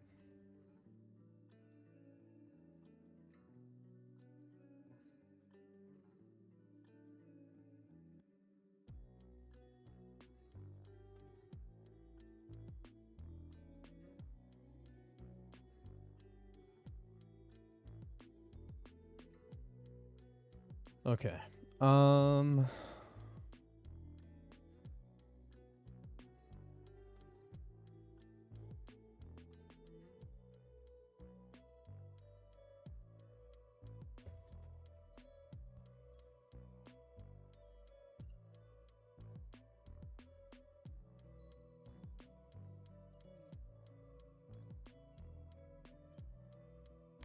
Maybe we can do it here. The sounds of festival preparations drift in from outside. Laughter. The clinking of glasses. The distant hum of music. But her thoughts are elsewhere. The castle's corridors are bathed in the soft glow of lanterns as Allura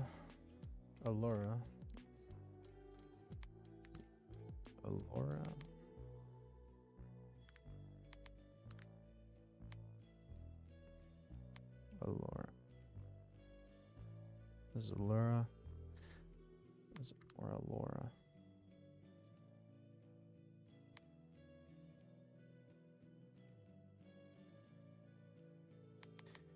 Or should this just be like Alia? I think it should be Alia. That's a nicer name.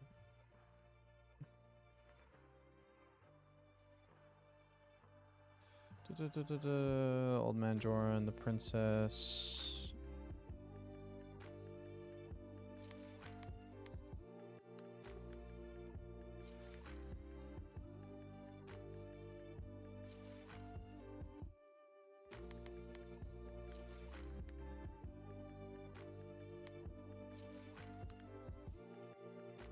Lady Laura.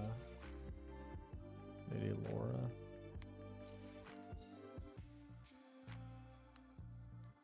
Laya. Lady.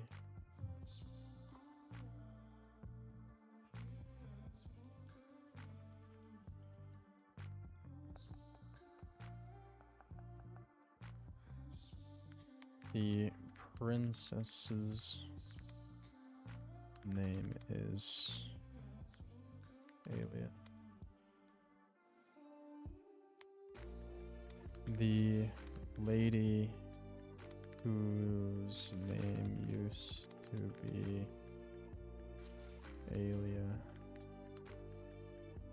is renamed to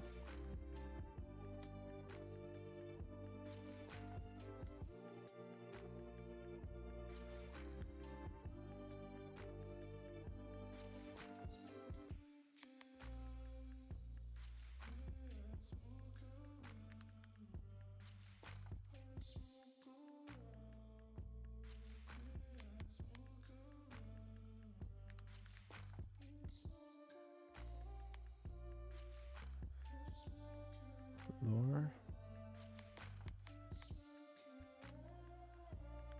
Lady Lana's fine. Or Laura. Like 2 R's. Lura. Lady Lure.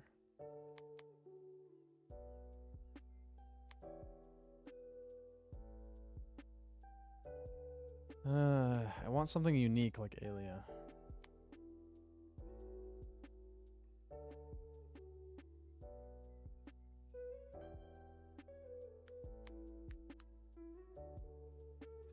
Lady.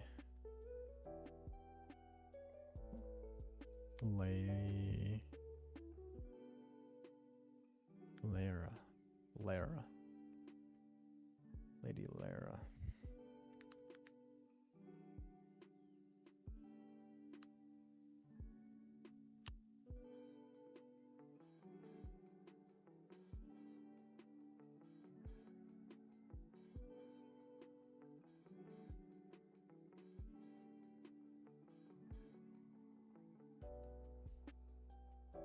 Okay. I just need ChatGPT to keep track as well as like of all of the lore changes, because essentially it's the tool I'm using for all of this.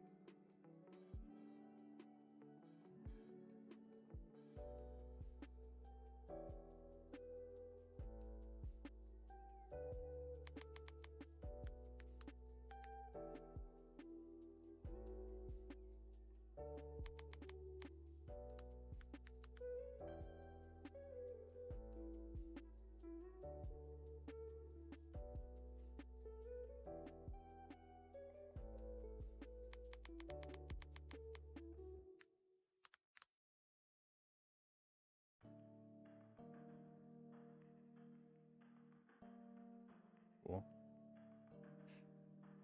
They're better name. Because I like Aelia a lot.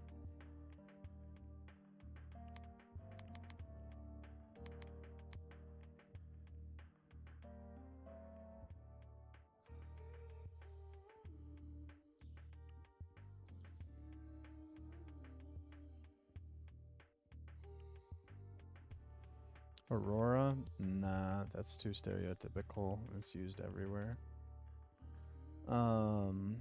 It's too common. But yeah, it's similar to that because essentially it's like Etherean. They're the Ethereans. They live in the ether. So Aurora type of thing. Yeah.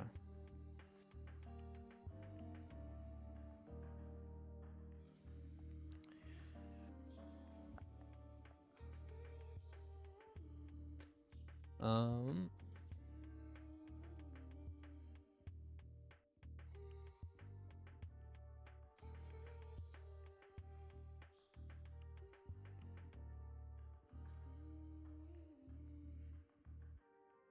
The sound of festival preparations drift in from outside. Laughter, the clinking of glasses, the distant hum of music.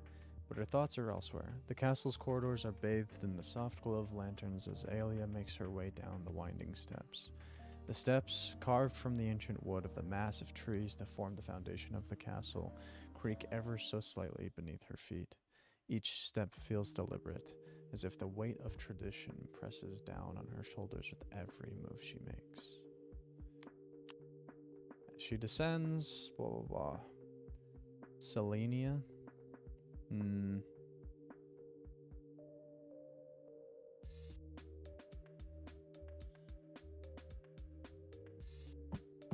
I would do something more like...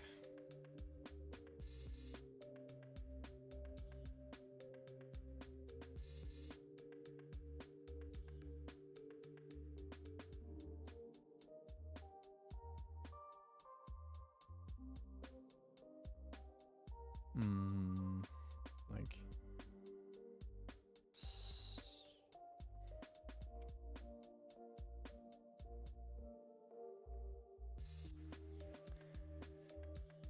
Essentially, like, because the Ethereans have, like... It's like the E sound, but it's AE. I want AE in there somewhere. So, like, Aelia is AELYA. And then Lena is LAENA. As she descends, her gaze drifts to the walls, the smooth, polished wood etched with ancient hieroglyphs and carvings. The murals spanning the length of the hallway depict scenes from long-forgotten stories. She slows her pace, her fingers brushing lightly against the carved images. The dragons, coiled through the stars, seem to move with the flicker of the lantern light, their eyes gleaming with an overworldly wisdom. Her hand lingers on the depiction of the great protector dragon. Of the great...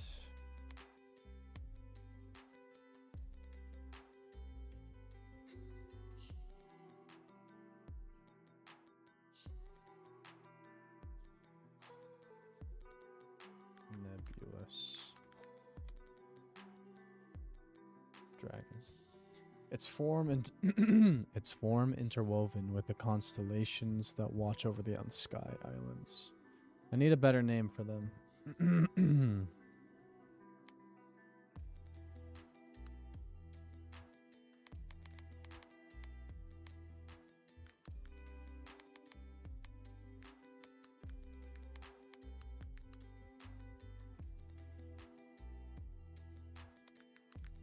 Skyborn lands. I don't know. I need a name to call the Ethereans home. Sky Islands is too direct and basic.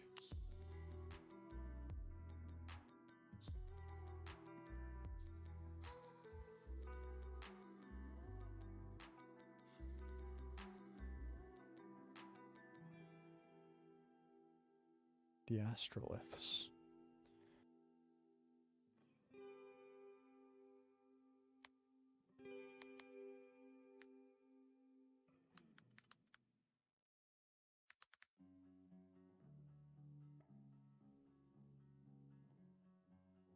I need to introduce the astroliths. Astroliths works.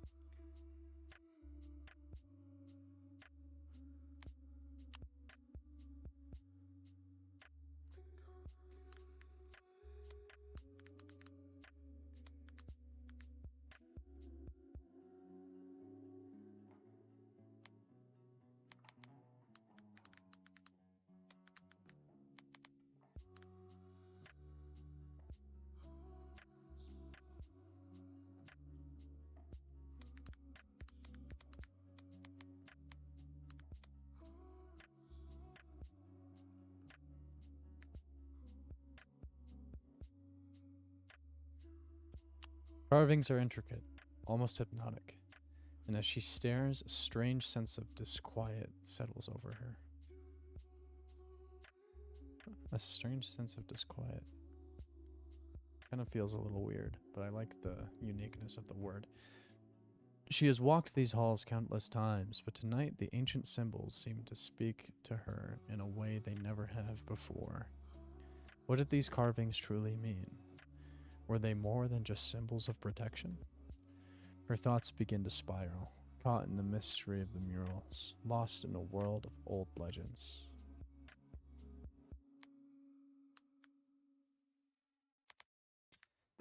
Alia. Alia! A voice calls out from the distance, light and lilting? Light and lifting. I like lifting more. I don't even know what lilting means. I haven't ever seen that word before. I haven't seen that word. I have not encountered such word. Whatever. Breaking through her trance.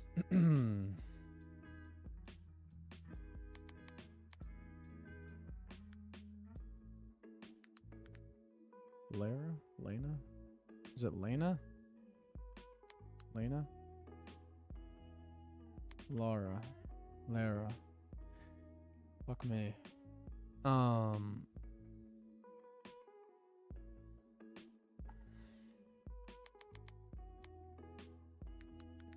Stands before the tall Amir. Da, da, da.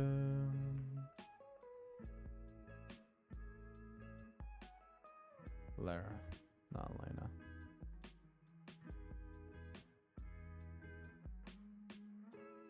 Lara.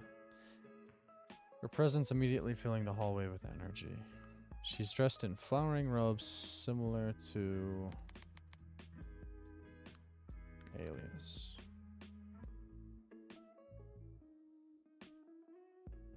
Similar to the princess. Her gown shimmering with colors that mirror the sky at dusk. With a playful grin, she walks out briskly towards her. Linking her arm through Alias without hesitation.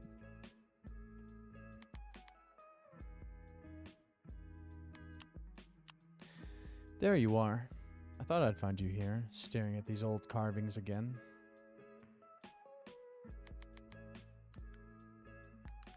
Lara's voice is light, teasing.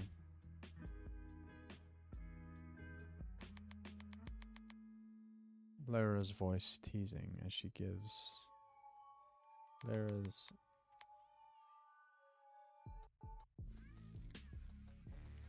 slight teasing.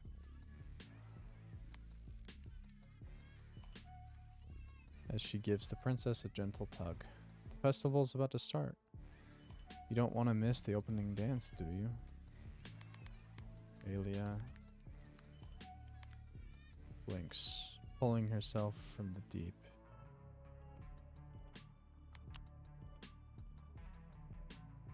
Pulling herself from the deep thoughts the murals had stirred. The etchings.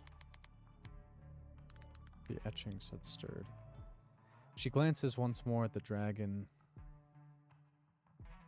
Or I guess etched comes up next.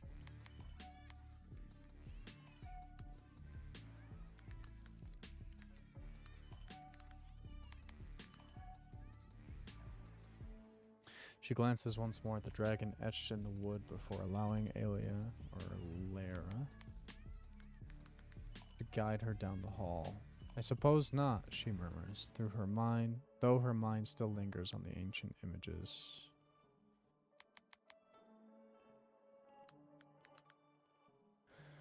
Lara, always full of energy and excitement, chats as they walk.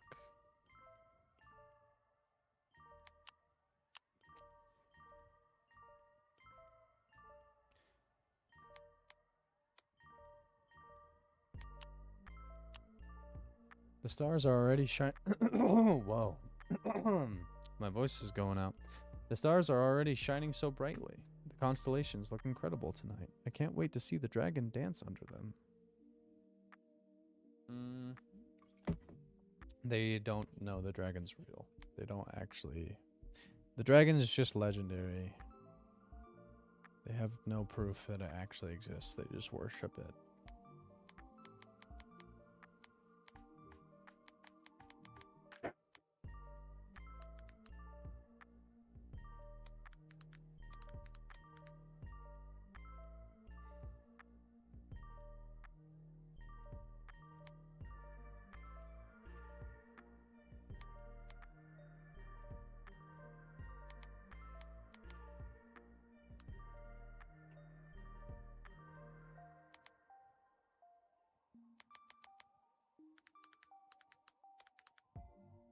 The constellations look incredible tonight.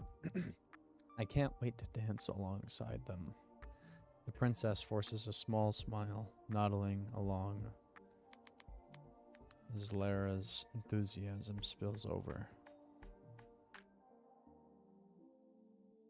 The festival was meant to be a night of joy, of celebration, but as they walk toward the festivities, the weight of the old myths, the dragons...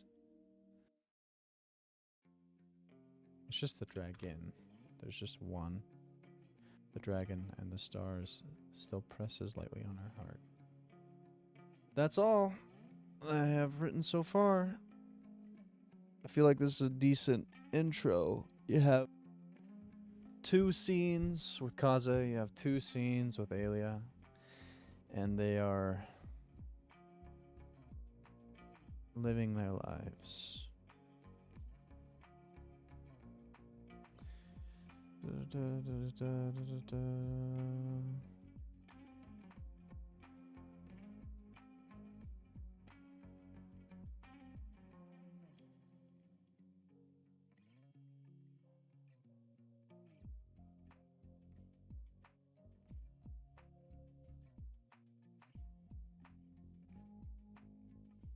Just need to make sure that dragon is used non-plurally.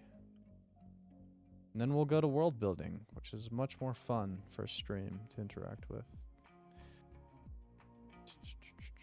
But it's also more enjoyable for me.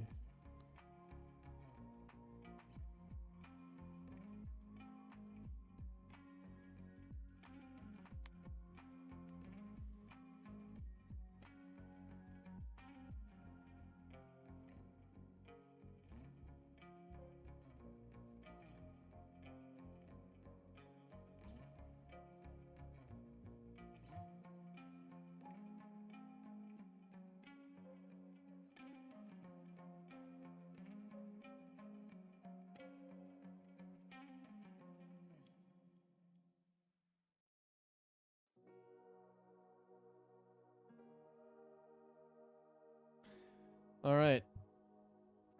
Looks good. Save. I don't need to save, but it auto saves. Okay. Kind of feeling like I want to play some TFT. If if there's no one in chat right now, just to take a break. But if we're interested in talking about the story, we can go into lore building stuff. Now's the time to speak up if we care to do that.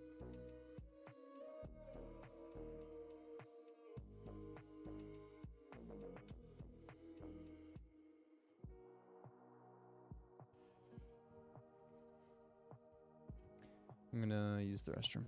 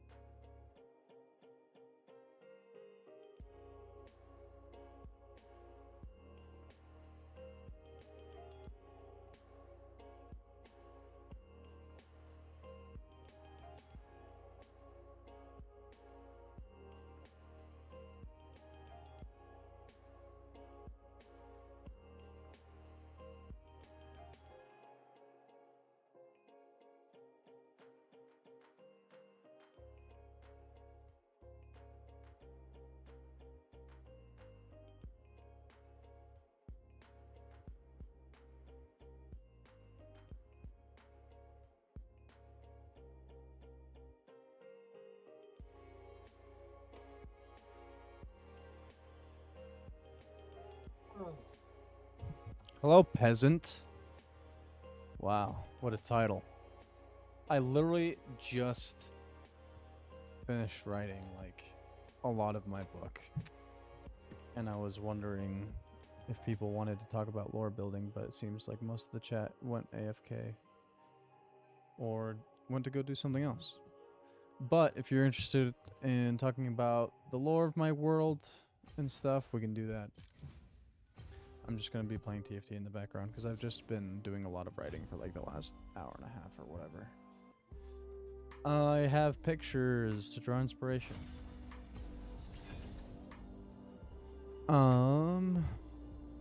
Images.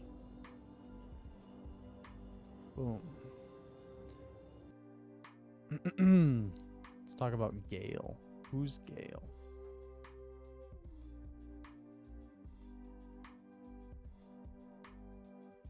So, this world had floating islands in the beginning.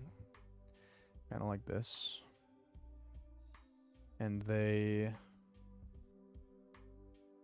one day fall in the apocalypse. And this is kind of what the surface world looks like. This is Leonis, the main castle of the lands. The goddess of the Sky Islands. Yo, what's up? The goddess of the Sky Islands essentially has a pact with an outer god. And this outer god is what gave her her divinity and her immortality. And the pact, in order to keep these Sky Islands, to separate her her lineage and the other immortal Ethereans from the rest of the world, the pact is that the bloodlines cannot intertwine. The princess of the Sky Islands, however, will venture to the world below. Is this AI art? It is, and I used ChatGPT. I explained to ChatGPT what I was looking for. The story is mainly about these two boys, which, after the princess journeys to the surfaced world, which no other Etherean has done before, she's looking for something else because her life is very boring, monotonous, the same. It doesn't have a lot of mystery besides you have stable diffusion running locally. I don't know what that is. But these two boys are twins. Gail Cord Schuler is Empress of the Earth and the Bride of Jesus Christ. Well, I do not care about that at all. So I would like to talk about my book. Not to be rude, but I'm also a very direct person, and I will let you know what I'm thinking. I don't like to beat around the bush. So with the twins, they're essentially opposite. Not one-egged twins, no. So these two, their birth is what, is one-egged a word in English? I don't know. As long as, I think in language, as long as people understand what you're trying to say, I don't think it's a huge deal unless you're in a formal setting to like use the perfect whatever. Like when I'm writing the book, I have to think about that type of thing. But you're in chat. Nobody cares. I don't care. As long as I understand what you're saying. So these two twins essentially have the power. They're like half mortal, half immortal. But their birth is what sparks the fall of the ether. So these clouds are like halfway in space. These sky islands, the astroliths is what they're called. The princess breaks this pact that she didn't know about with this outer god, that because she mixes the bloodlines, she falls in love with a mortal and has those kids. The day those kids are born, they fall to the surface. And that arc is called Fall of the Ether. And essentially what will happen, I don't know why this game is taking 10 years to load. Essentially what will happen, I'm pretty sure I have another image here. Yeah.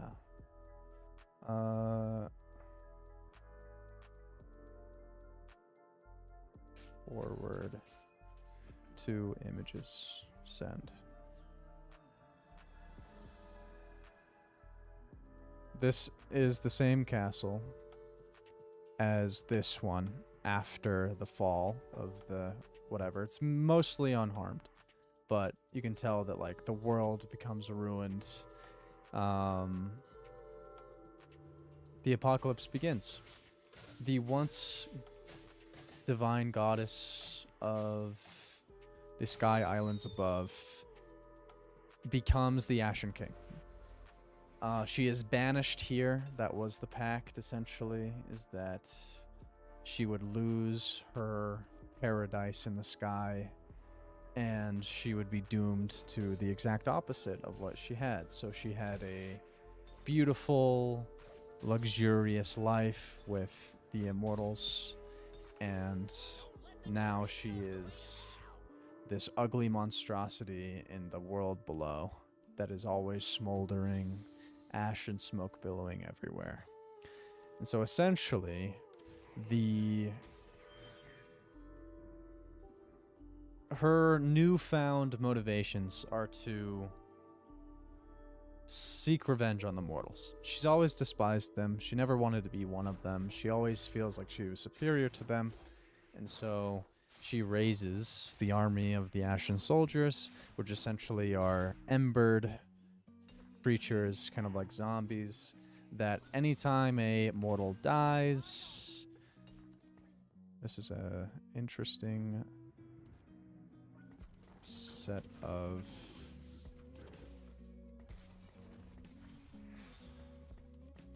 choices I have here.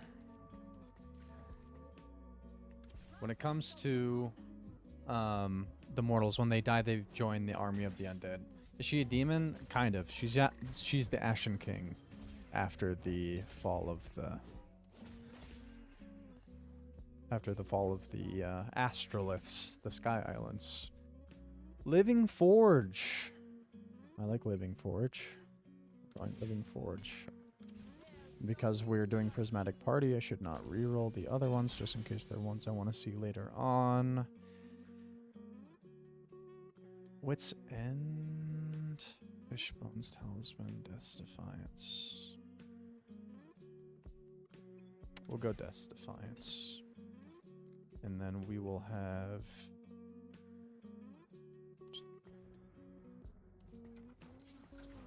We'll go Bruiser. We'll do this. Yeah, because she'll be stronger. Okay, cool. How does the afterlife work in your world? So there is no afterlife. Essentially, it's just the underworld that when people die after the apocalypse begins, they will melt. They will burn red hot. They'll become an ashen soldier and melt through the crust of the earth to then join the mirroring underworld below to join the Ashen Army. So there will be like holes in the ground and whatever. It's a very sightful death, kind of an explosion of embers takes place and they scorch straight through the earth. I don't really need you. I'm not going for 3-star. Plus I need econ. So anyway, the Ashen Army grows when people die, but people cannot sleep. There is a ailment known as madness that takes part of the mortals' lives after the pact is broken. What this madness does is essentially makes it so that if you sleep or if you die, it's basically the force that will turn you into the Ashen Soldier and make you burn through the ground. But it also builds up as like this need to kill, hence the word madness. And so if a human is successful in killing someone, they will refresh this ailment, essentially. They will become revitalized. They will have... please cast. Damn. They will have a need or a desire to kill people, and when they do it, it will kind of like revitalize them and refresh them.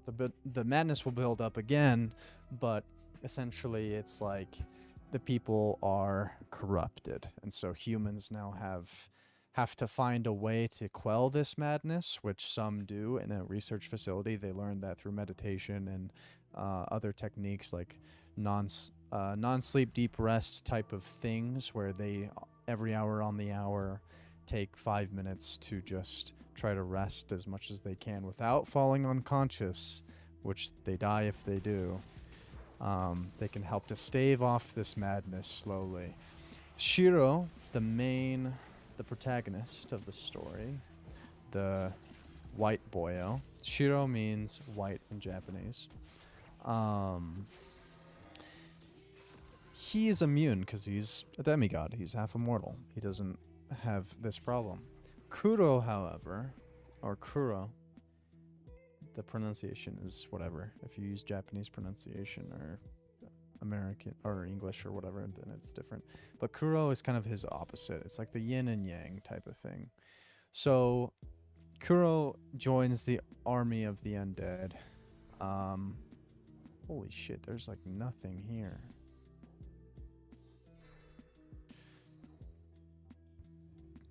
There's just like only tank items. Anyway, Kuro is cursed by the Ashen King as the Sky Islands fall, as he's born. And so with the...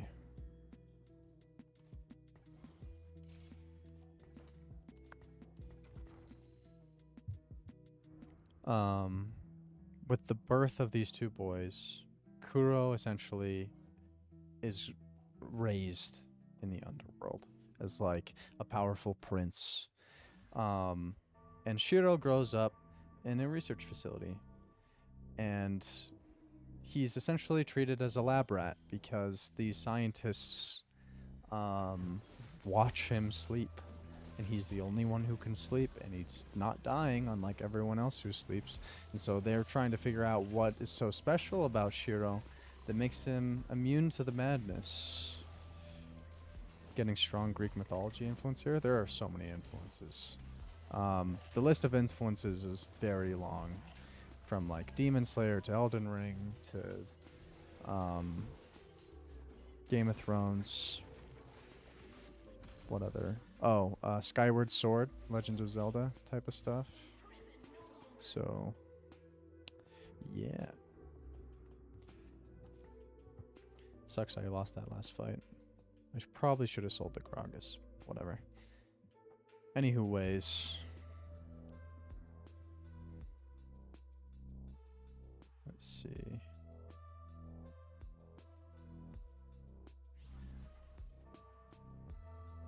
Elder Scrolls? I haven't played Elder Scrolls. I will at some point.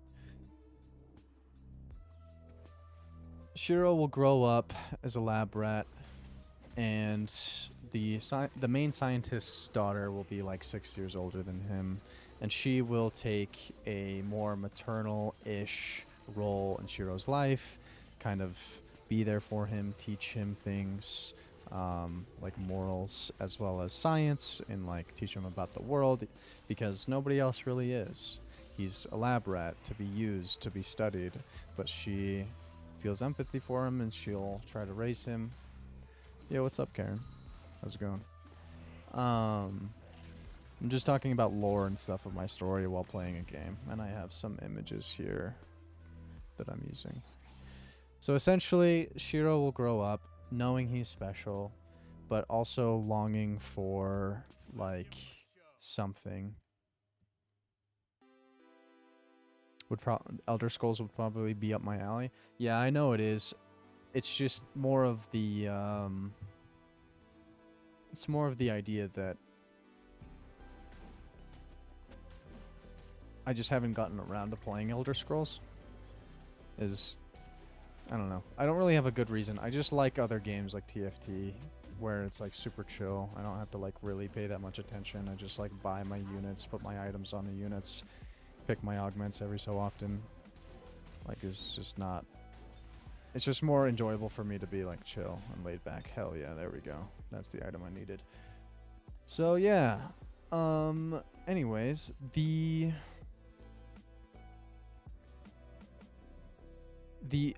arc for Shiro and Kuro will be that they kind of grow up with opposite philosophies, essentially, to where they have a... Should I do adaptive helm? Where am I from? America, the western states. The lore alone is good to read. Yeah, I bet it is. I really liked Elden Ring. Sekiro is more my speed. So you can tell there's like obvious influence with like Japanese culture.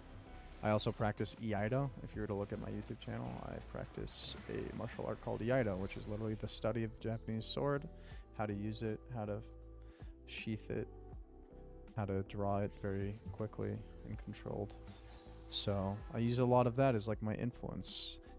Impenetrable bulwark, I don't really need. I have tank items. I'm the carry now, no. Lucky gloves, no. Movable object, maybe.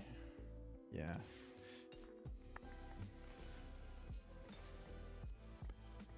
We'll do this. I can throw in another unit. Let's go Soraka. This is fine. Should we go adaptive helm? Nah, I need Archangels and like Dragon's Claw or something.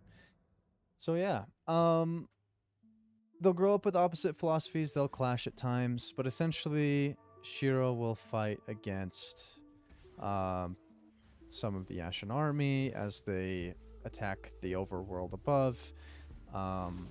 Shiro will fight the Crimson Reapers, which essentially they are an extremely brutal, anarchical, tribe of people who smelt their weapons and armor out of the iron in blood. So they need a lot of blood because there's not very much iron in blood. And they're very brutal. So yeah, they forge their stuff out of blood, and they just want to satisfy their urges of madness and take advantage of the chaos of the new apocalyptic dystopian world that exists. I probably should not reroll. I'm fine. I just need a level. Yeah, that's the team I'm going for.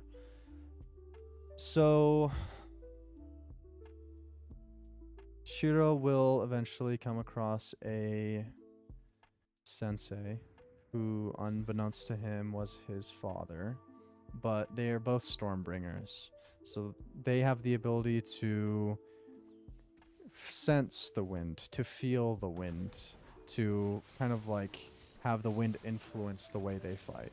So the wind will blow chaotically or swiftly or whatever, and they essentially train with their blade to feel the current of the wind, and they'll change their edge alignment in order to have like a smooth path that the wind can guide them to, that will also increase the speed of their cuts as well as the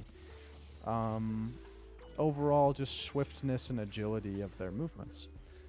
So Shiro's main like elemental power is wind, that's why he's able to fly. But Shiro's blade is a, let me think, I need the rod. I need a lot of rods.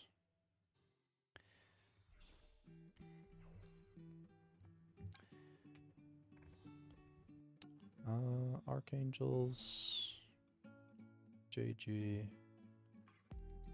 Ionic Spark. Yeah. Do you guys have like any interests or questions so far about anything? Forbidden Idol, Gambler's Blade, Suspicious Trench Coat.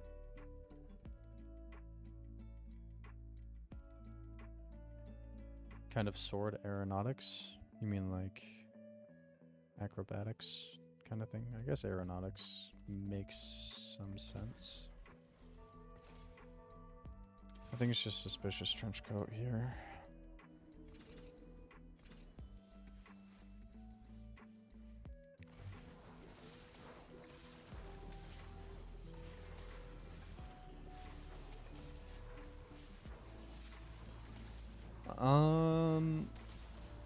I mean, it's kind of more of like just the fighting style. There's not really a lot to explain besides that the wind is a guiding force. And Shiro will eventually learn to control the wind. So not only will he be able to follow it, but he can redirect it if needed, and it will affect the air around him once he becomes proficient enough. Absolution.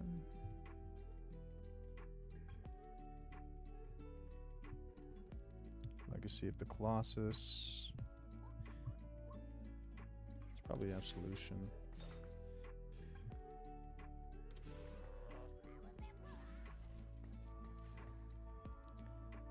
I really don't have like the greatest units in the world. I need to spend my gold in it. Does this world have a creation myth? So yeah, the Etherians who live in the astroliths have like they have like etched hieroglyphs and murals into the wood of the gigantic trees that embody their... Do I win this? No, definitely not. Well, dang. Maybe I should have sold the Nunu. And most of it is misunderstood to the point where, like, a lot of these things are, like, they're not, like, really believed in, if that makes sense. Like, you have... When you have these like murals or whatever, these people don't exactly know what they are. There is one big dragon mural though that points to kind of like this protective nebulous dragon that watches over the astroliths and protects them.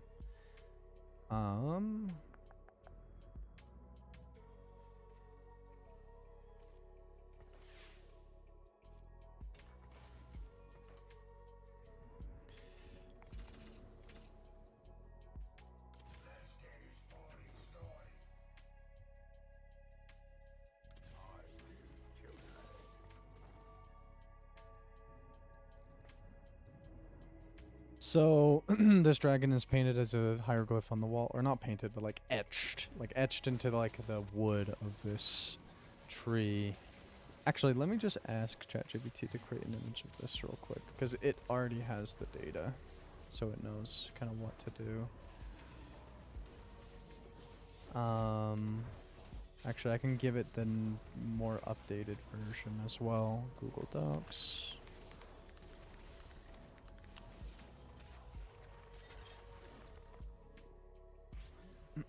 Therian Moonlight. Let's create a new folder. Spellcasters, Radiant Refractor, Final Ascension. Support Golem. It's probably just on, yes.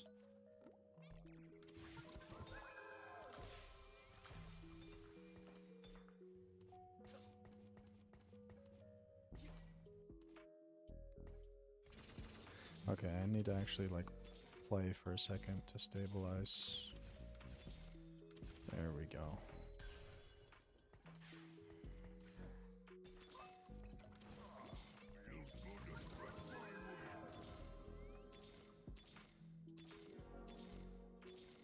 Okay, finally. I was like, what is going on? Okay, I also found this man's.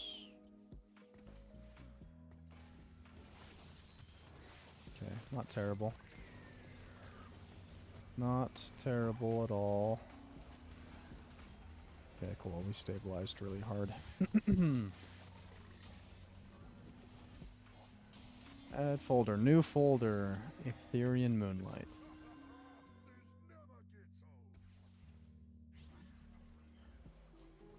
And then we'll save this into Ethereal Moonlight. Done. Let's find the paragraph.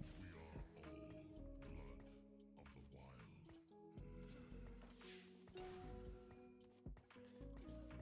can walk this way. Okay, this works so far. Oh, I got so lucky. I don't need Gragas anymore.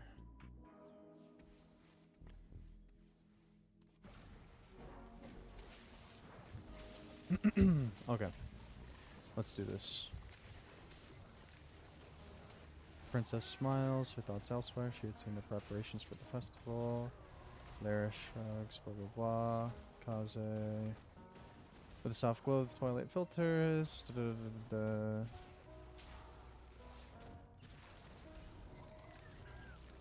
As she descends, her gaze drifts to the walls, the smooth, polished wood etched with ancient hieroglyphs and carvings. The murals spanning the length of the hallway depict scenes from the long-forgotten stories. She slows her pace, her fingers brushing lightly against the carved images. I will take the... Oh, Galio's already 2-star? No, he's not. Okay, we'll take it. The murals spanning the length of the hallway depict scenes from the long-forgotten stories. She slows her pace, her fingers brushing lightly against the carved images. The dragon coiled through the stars.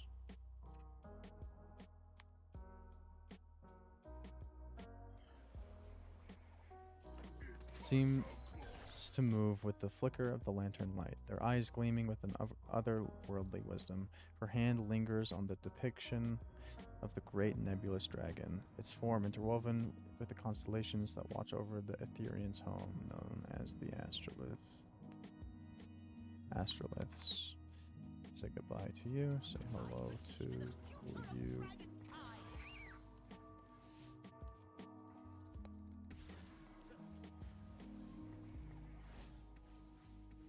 very much need the Garen and the Karma.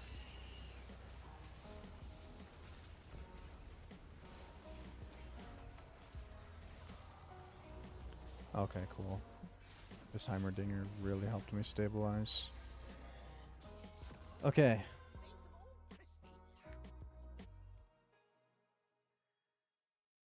And, do I use the word anvil? It depends.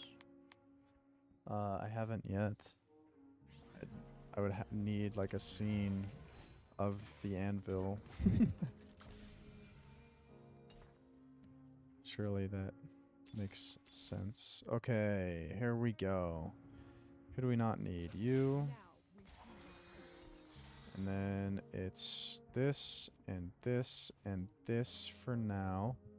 We can do Death's Defiance on Galio for now as well. We can do Ormogs on the set. Runon's is terrible.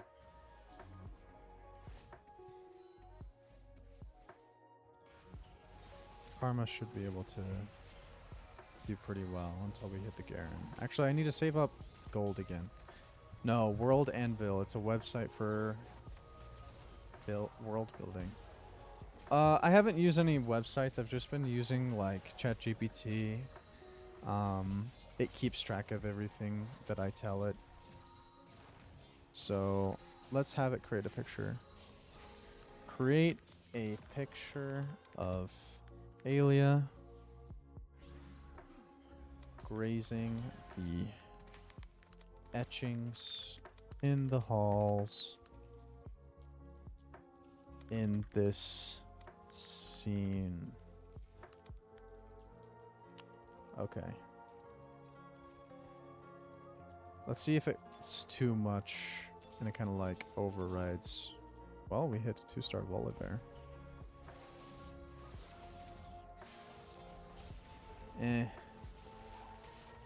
This is okay.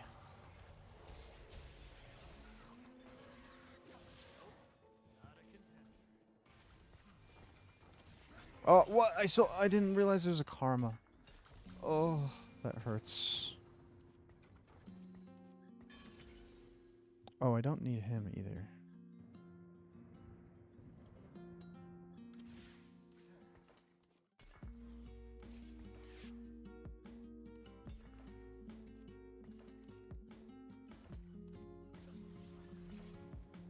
We'll do this for now. But we will save up, go to 9, try to find the Garen. This is the picture it came up with, which is okay. But I'm imagining something more grand and open. Imagine the halls more grand and open.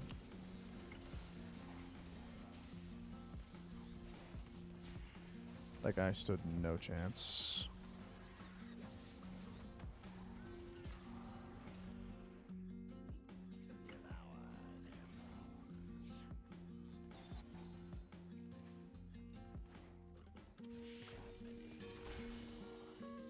Luden's Tempest, 100% of overkill damage is dealt to the 3 enemies nearest the target.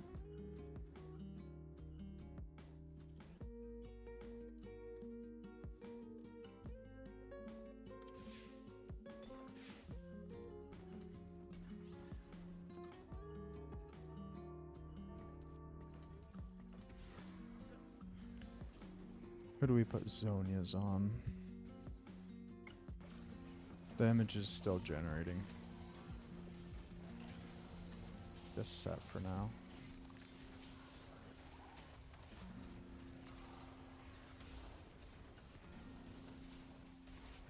Did we lose this?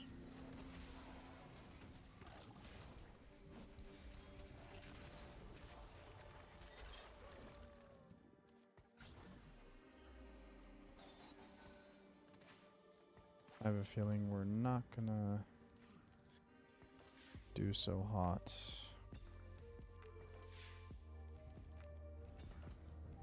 If I don't do something about this.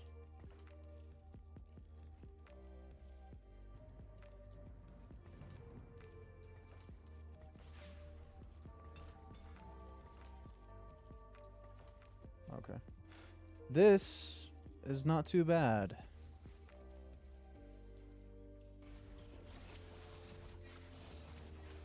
Let me show stream.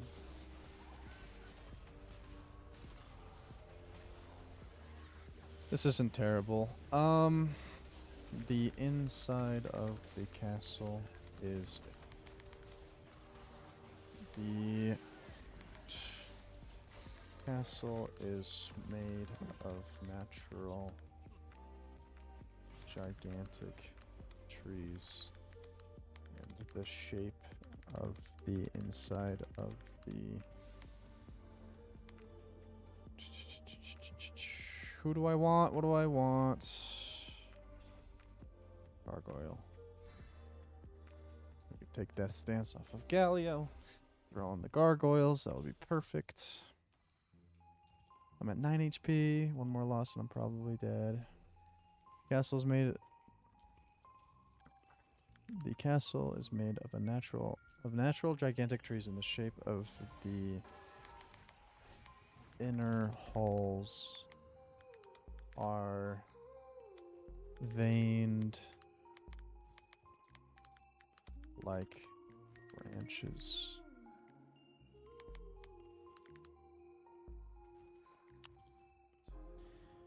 Let's see if that helps.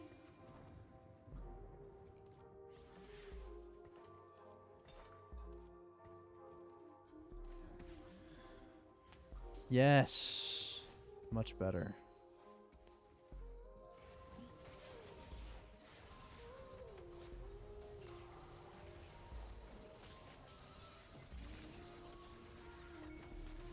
Okay. Yeah. This is nice. Put down that. Throw that in. Oh, I lost? Sad. Alright, now that I'm not distracted from the game, it's a good time to ask any questions if you have them. We can look into more of the lore of the world and stuff. Or whatever. The stream came to kind of like a standstill, and so that's why I left to like take a break and play a game, but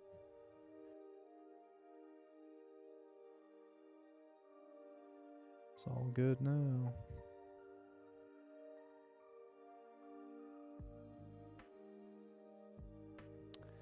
Input lag. Okay, we're back. Upload a file.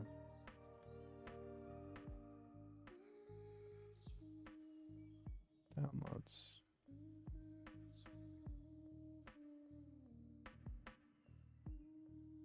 Cool.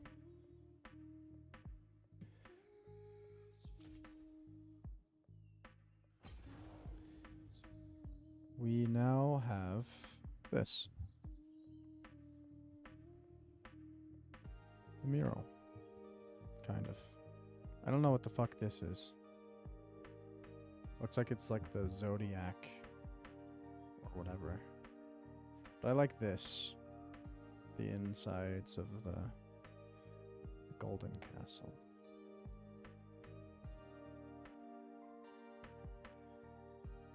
Which is this, by the way. Alright. If nobody asks any questions that I can, like, go directly into, I'll probably just play a game. You're gonna head out? Alright. Thanks for stopping in, dude. Appreciated it a lot. You can go back and watch some of the stream earlier if you want, because I went into writing some scenes for the prologue and stuff.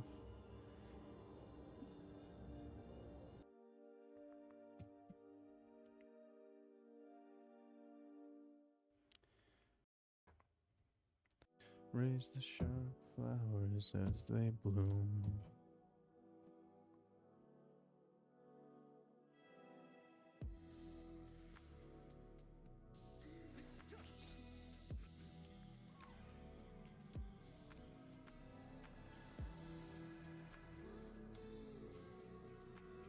Scuttle puddle.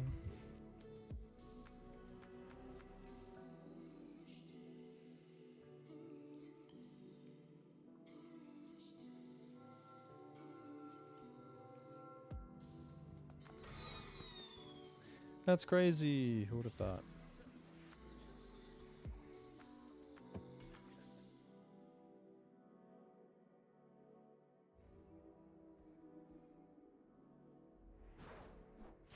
I'm gonna grab my Twizzlers or my Red Vines, whatever. They're pretty much the same thing.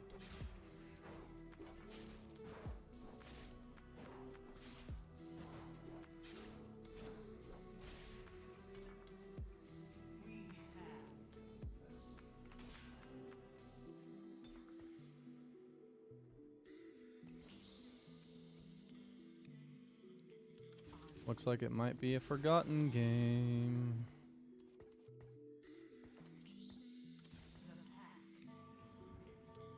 This is borderless, right? Yeah. I didn't even need to check the settings. I could have just swiped my mouse over to the other screen.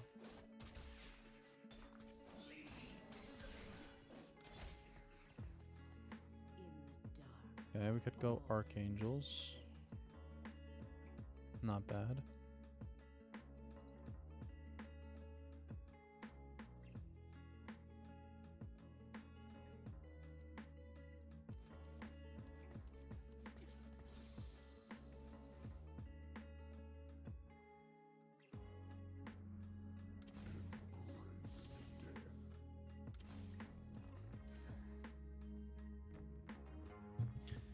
Yeah, I think I'll just slam Archangels here.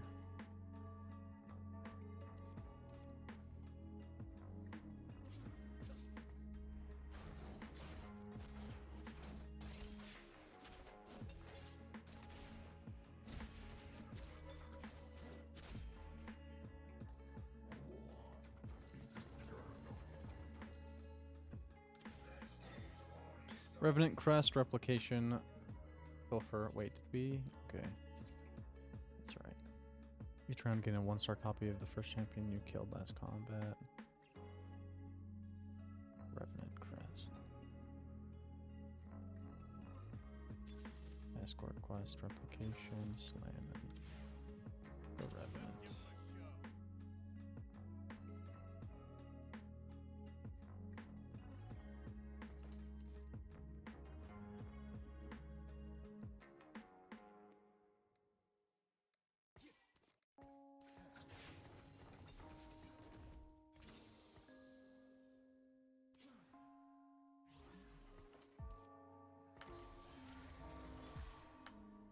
Then we'll hit a Kha'Zix most likely. And he can be the carry.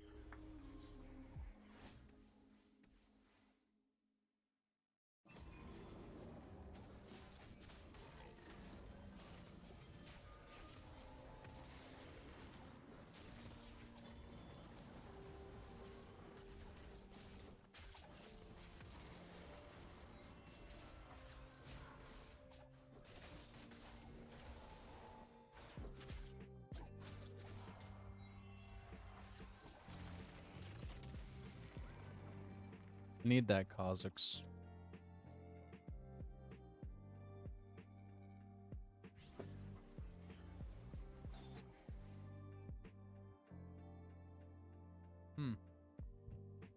Could go Nunu.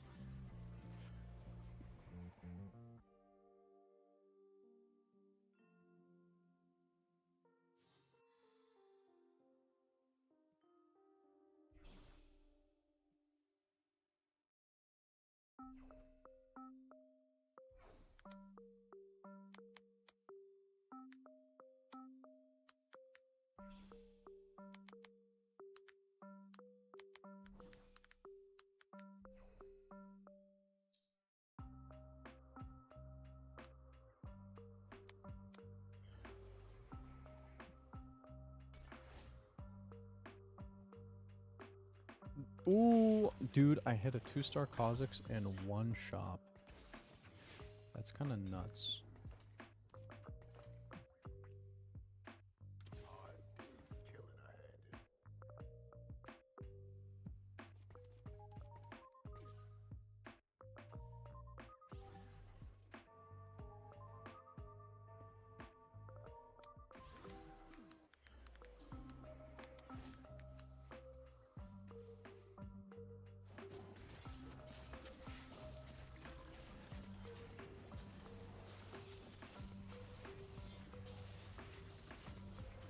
Alright, there we go.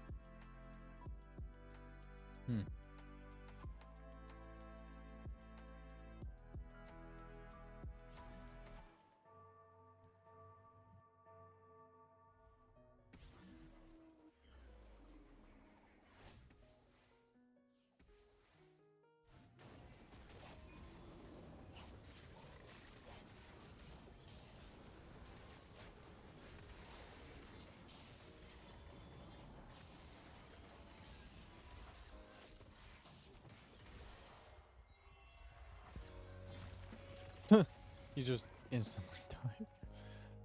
Just because the Jax has a lot of attack speed. Fair enough.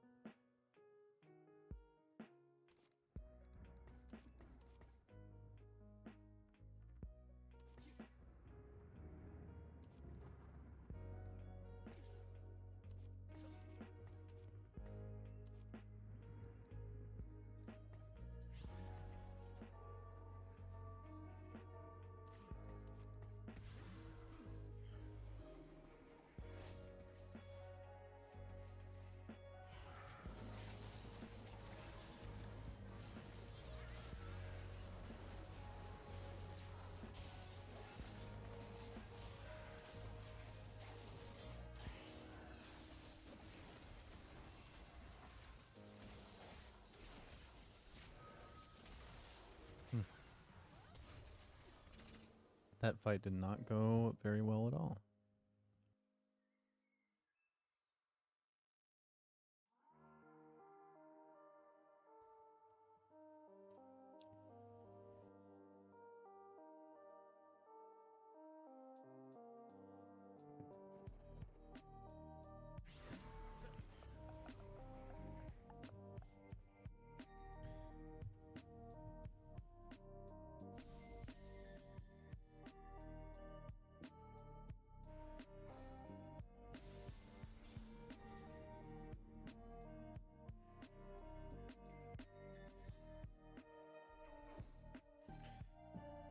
What do I want?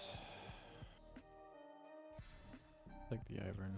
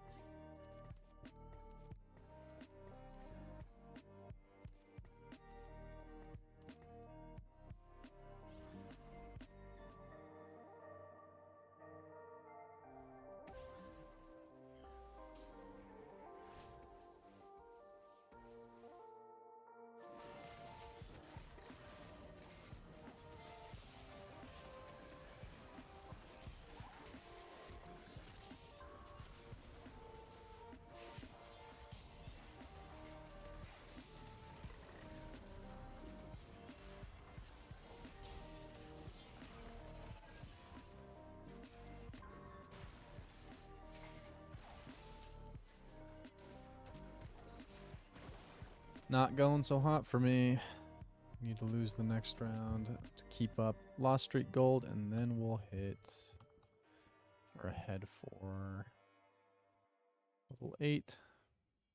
I need to be level 9, really. Okay, there's the Zonias.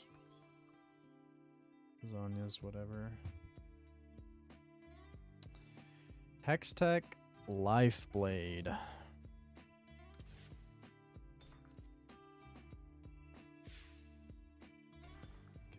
you can have this. You can have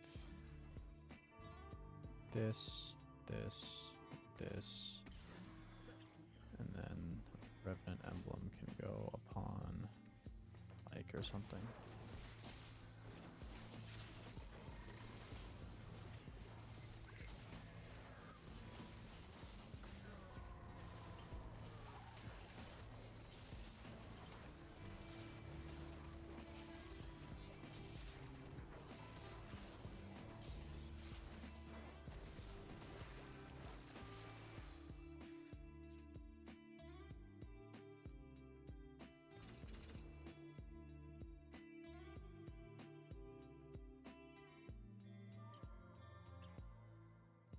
Still above 50 HP. Not terrible.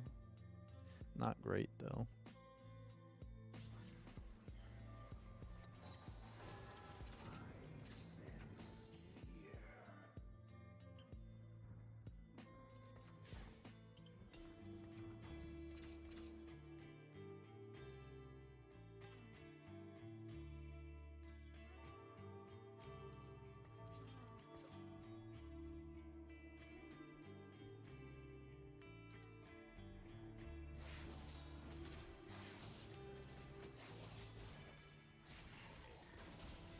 Oh, prismatic emblem.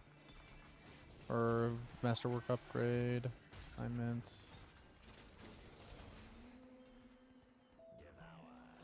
Hells to the yes. We can go for level 9. That was a lot of loot.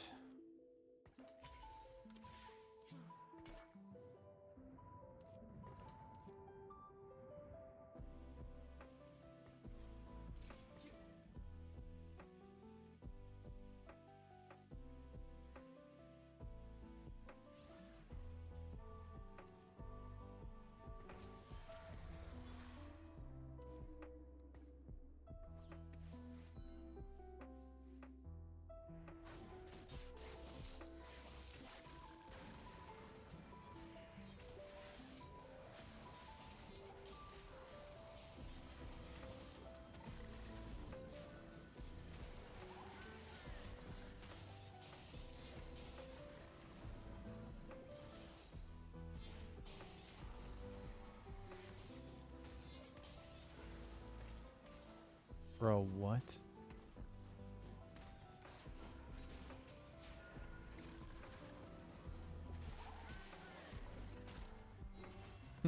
These guys just live forever. It's actually so funny.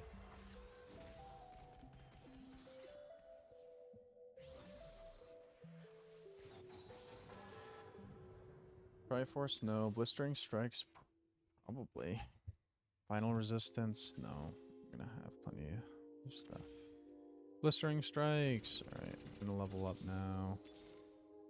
I very much need to hit my team.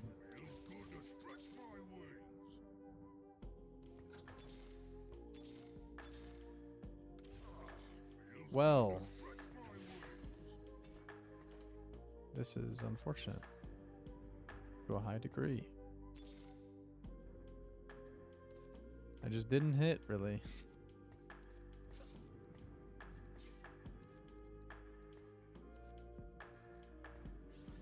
That is so sad.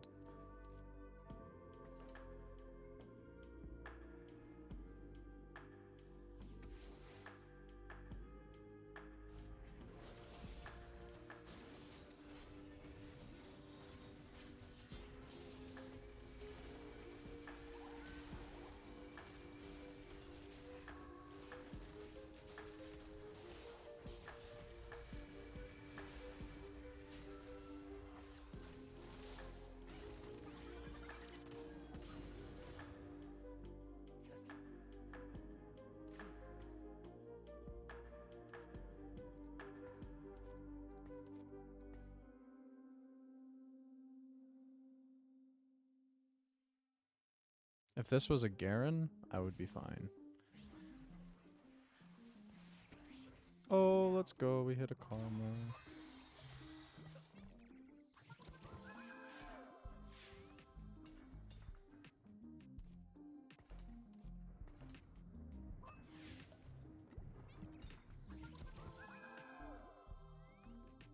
Like, what do I even...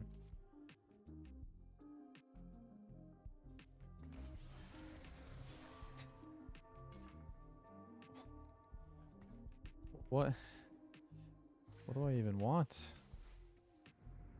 Like Shojin on Syndra? I guess. Okay, cool. Can finally put tank items on Boyo.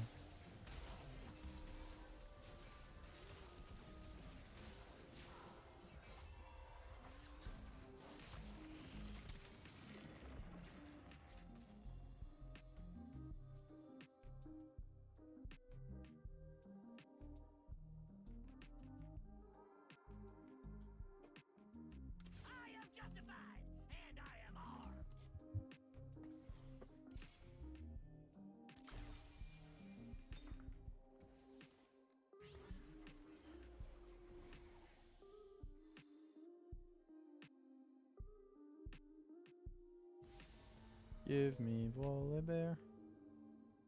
Let's go. Let's go. We hit the volley.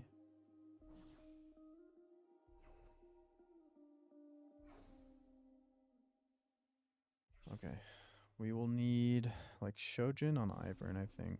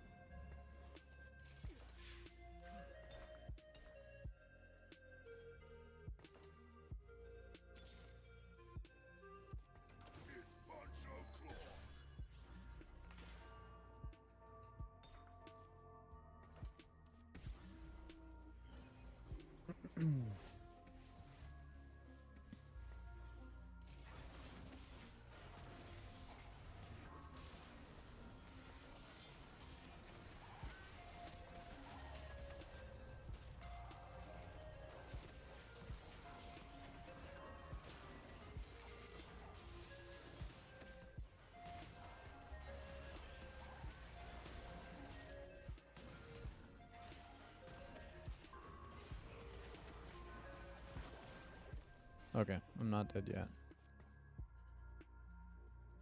I'm not dead yet.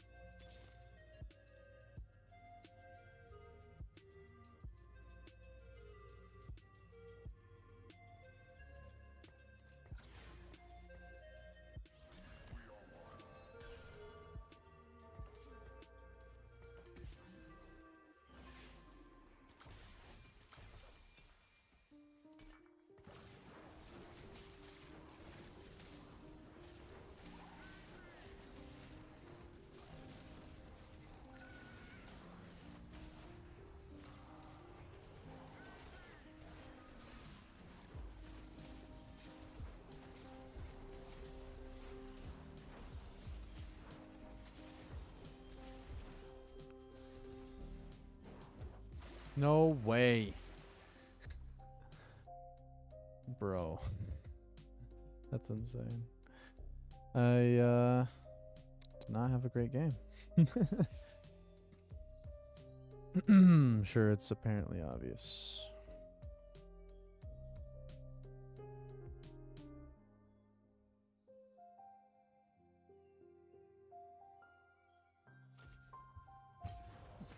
As I go 8th. I'm trying to like hard force this one comp because I really like it.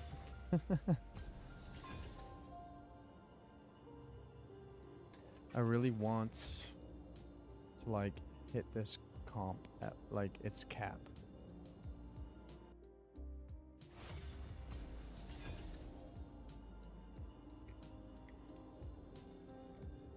I think I just need to focus on econ more.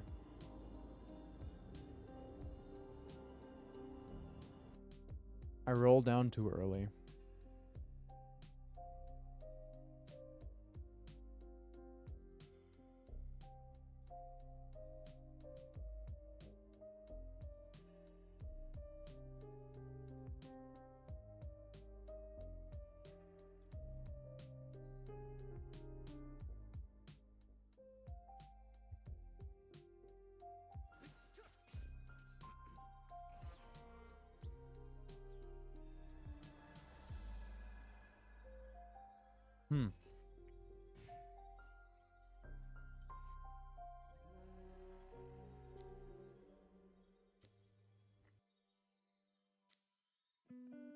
I want Mystic, Hellion,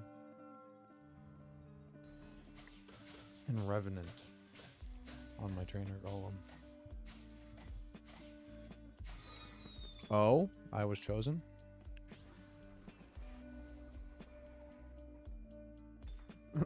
Dawnbringer, Abomination, Legionnaire. Okay. Well, then the comp will look like.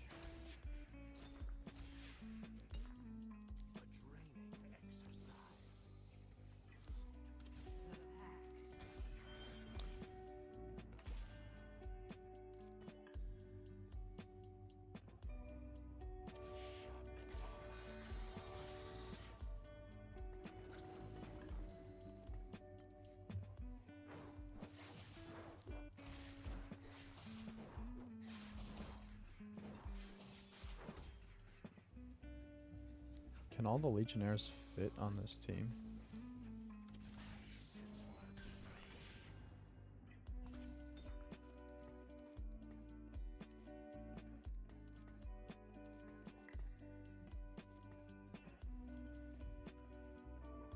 I don't think so.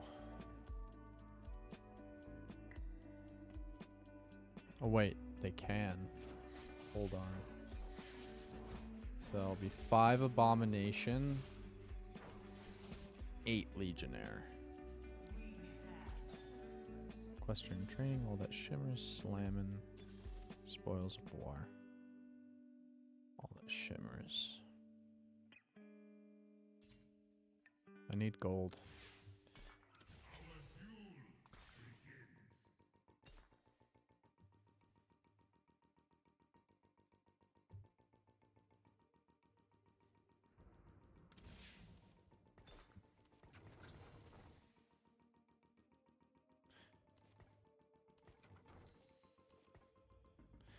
This should work, I assume. Gambler's Blade is also a good option, item to put on the Abomination as well. If I had hit a brand here, I could have leveled up and been even stronger, but we'll see.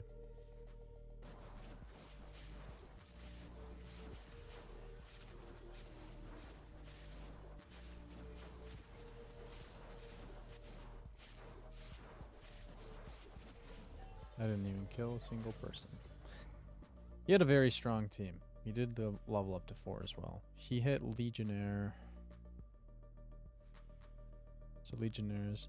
It doesn't even matter. You're not even contested because every unit has 50 copies in the pool. My red vines are gold.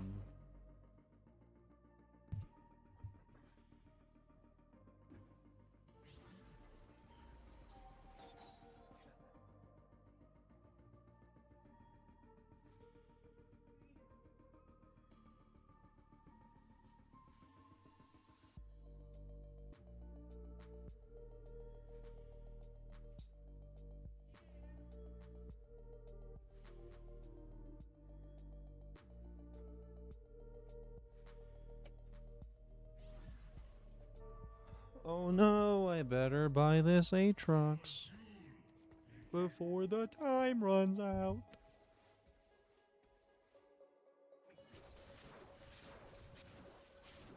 The question is, if I win, do I sell the pairs? Well, I don't. No need to know that answer anymore. 81 batteries? No.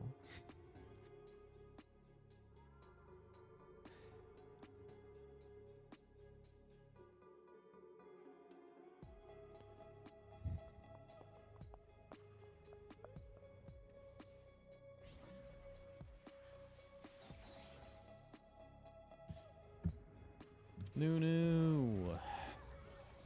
What's new? That's funny.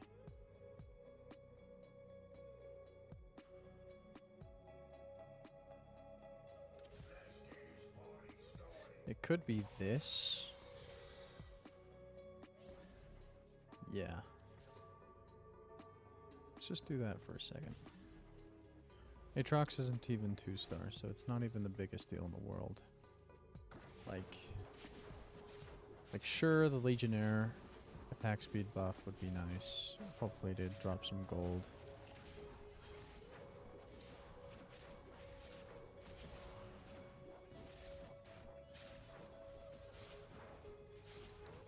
Well, now that I won,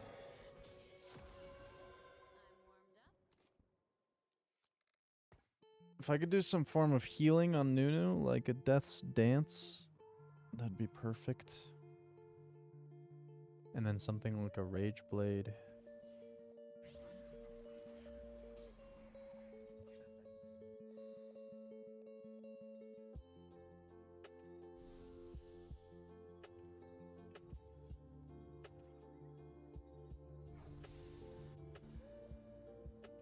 I guess I could go Warmogs. Warmogs on Nunu.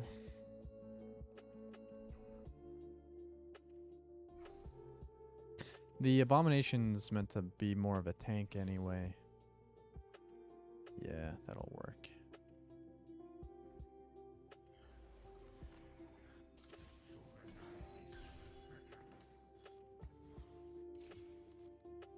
Okay, now I think it's more correct to do this.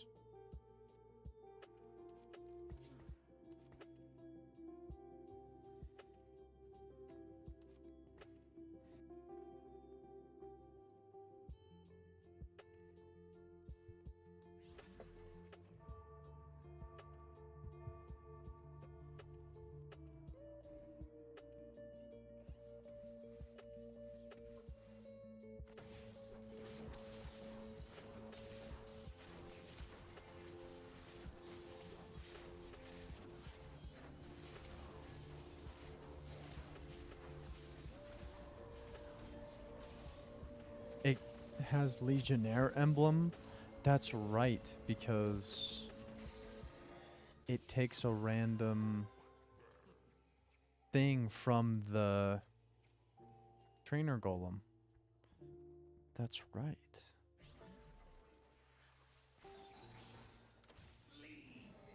So it takes either Dawnbringer emblem or Legionnaire emblem, which means I shouldn't slam any more items on,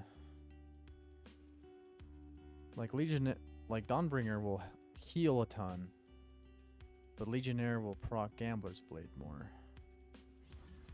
So I think this is actually perfect. And then obviously I'll just go vertical Legionnaire, and so hopefully it hits Legionnaire emblem. But if it happens to hit Dawnbringer, it's not the worst thing in the world. Holy gamblers.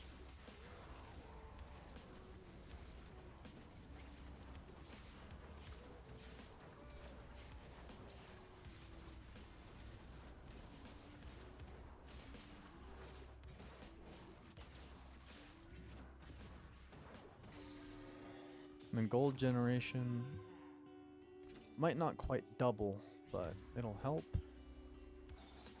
Oh, that's a 2-star Nunu. Let's go. 4 of 5. I don't even need to put anyone else in.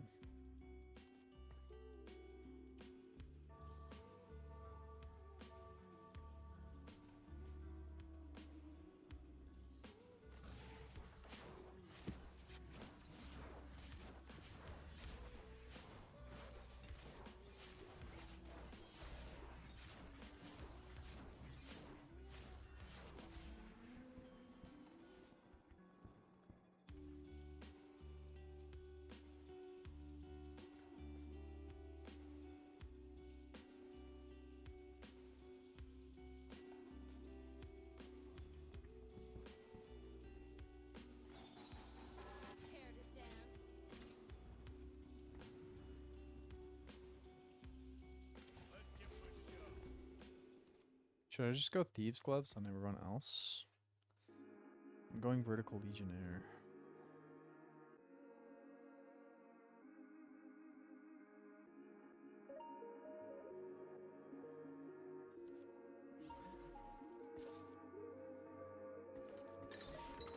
Yeah, we'll just do like Thieves' Gloves.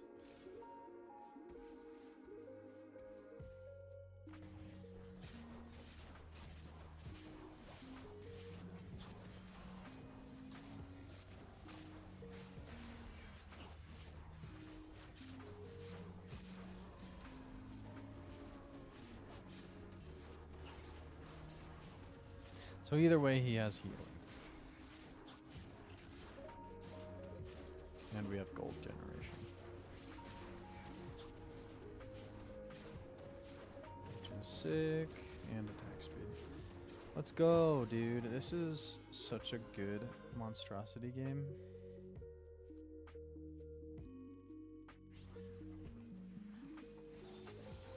The monstrous chopper. The monstrosity equips an axe. Its attacks now cleave in a cone in front of it for 50% of physical damage. It's not even a question about the other ones. Like, that was the easiest selection of my life.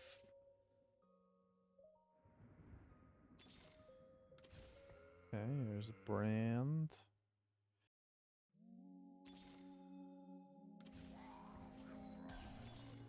There she is.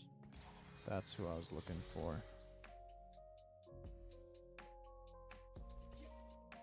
Not gonna hit close to 3-star.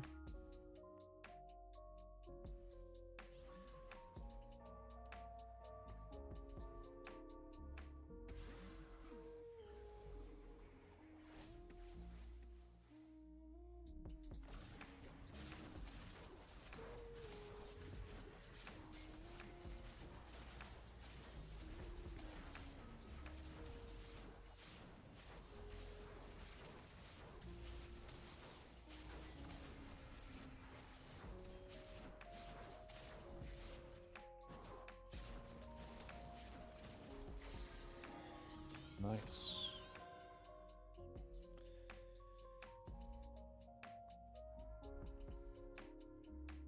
Hopefully I can hit like a brawler emblem. Throw that on the ribbon or something. I can throw thieves' gloves on anyone.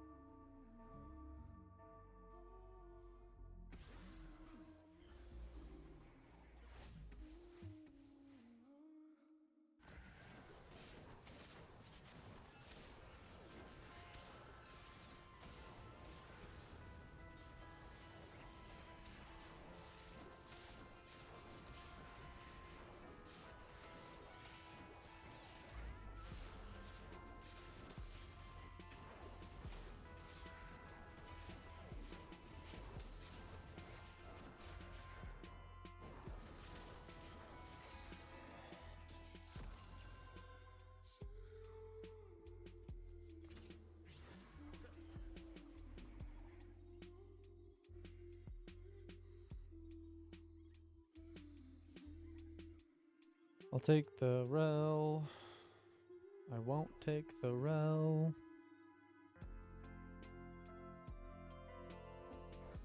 I'll take the Yasuo.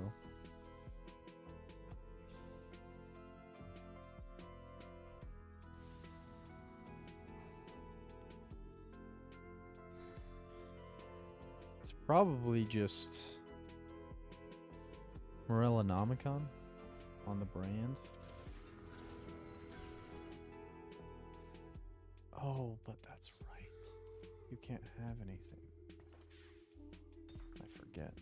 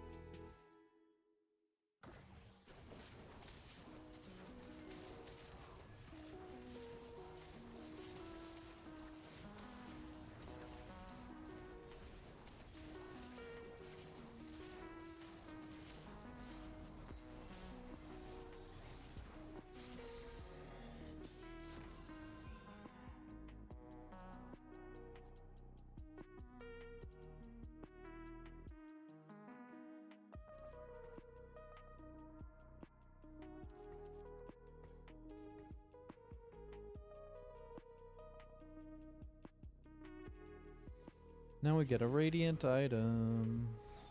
Please, Radiant Thieves gloves. Oh my god. That's awesome.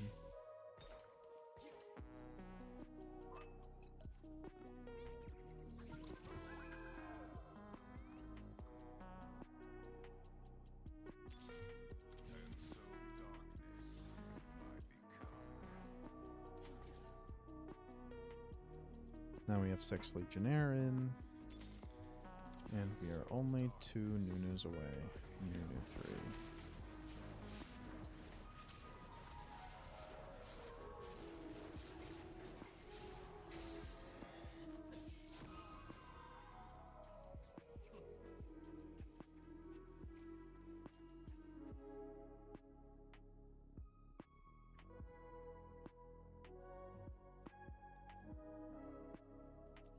I think this is just a free first place, to be honest.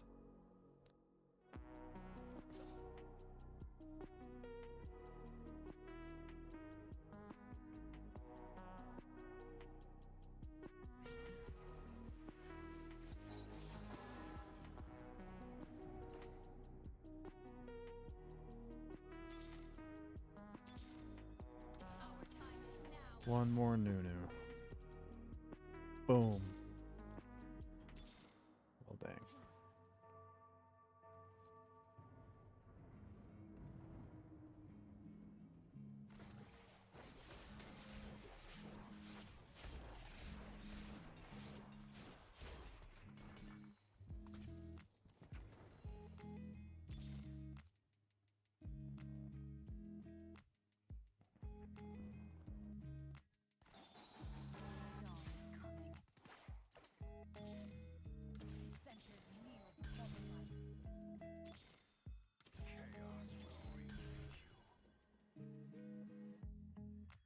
Interesting. There's a Gwen.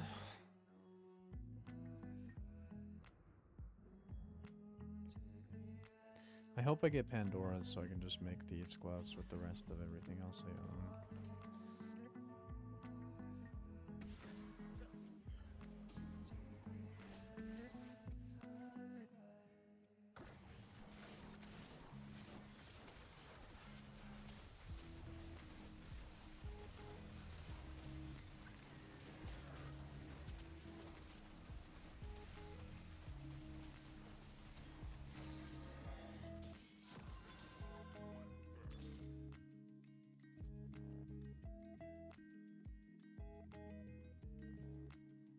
Or like Lucky Gloves or something.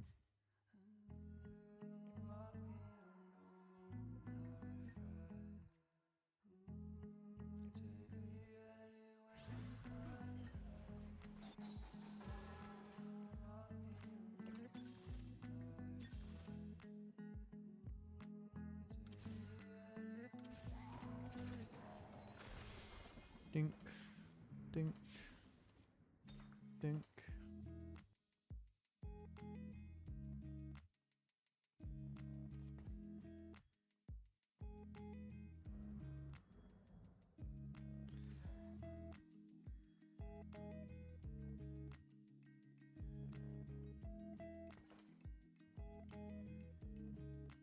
No Lucky Gloves, no Pandora's.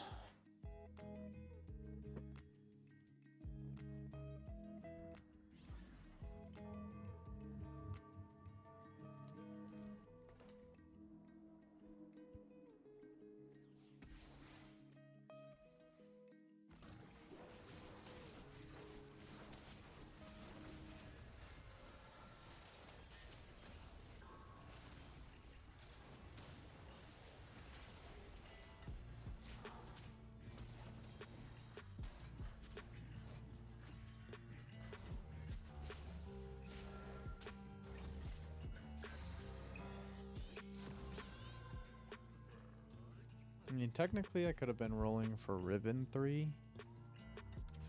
Guess it's not too late to save up for now.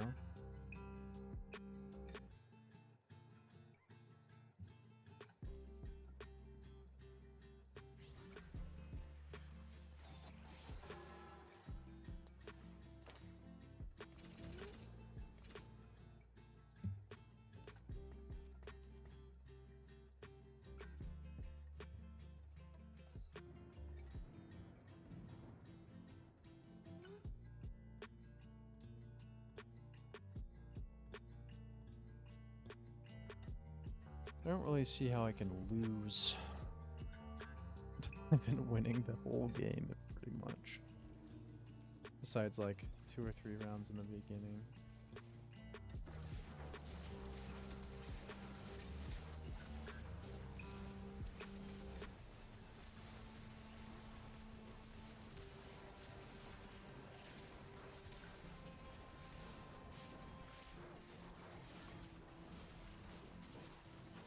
I'm just gonna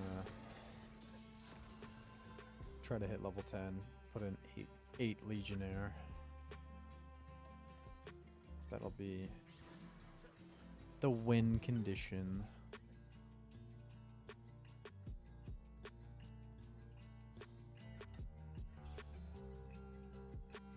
Well, the pan's gone. I really want the crit glove.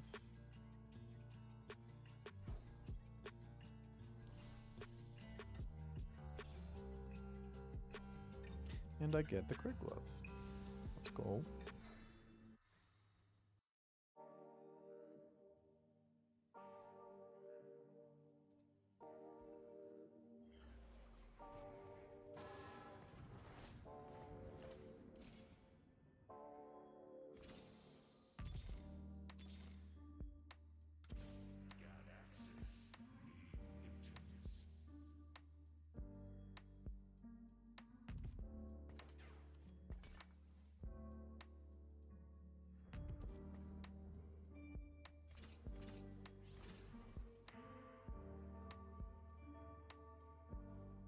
God axes need victims.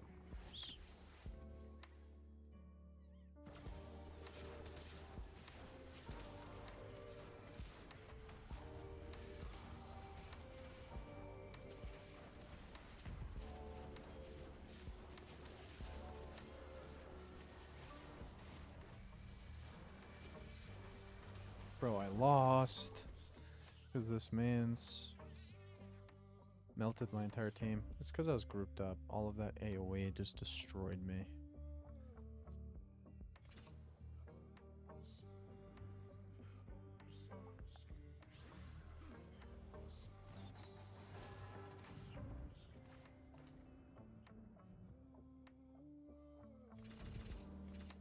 All right.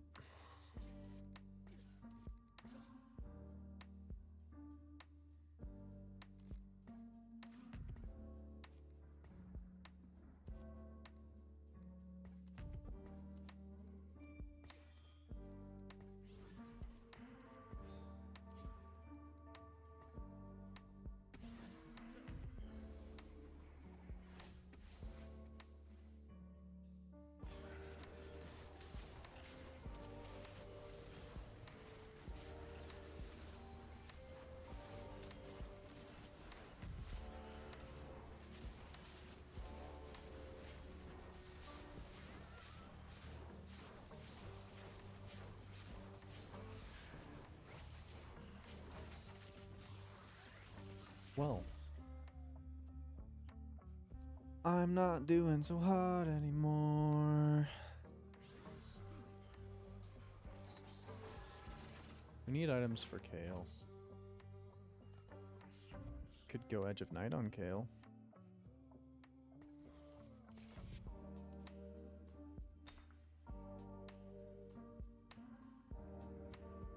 Yeah, let's go Edge of Night on Kale. She ascends over time. And all the things.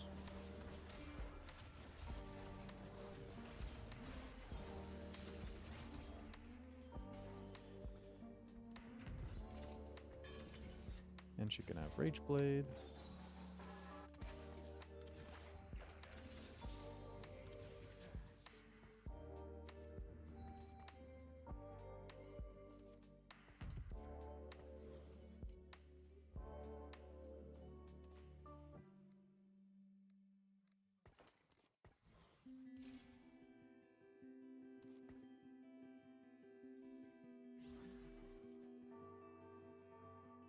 Go for level 10, put the Kale in, put the items on her, we'll be chilling.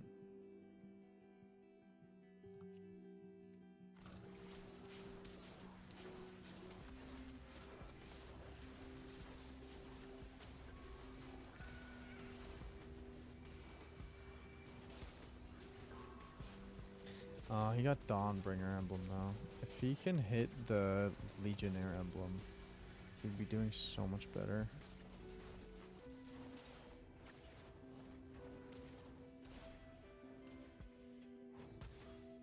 Bro.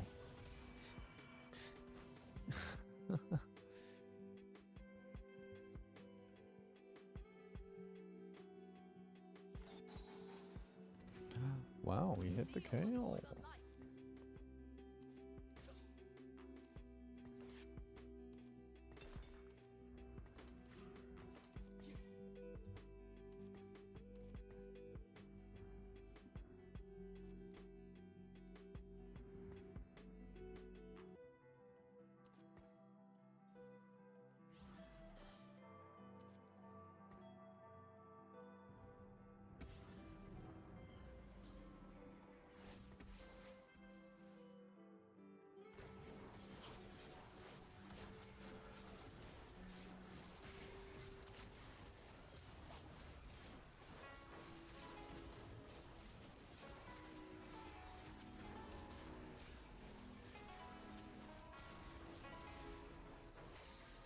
Yeah. We're chilling.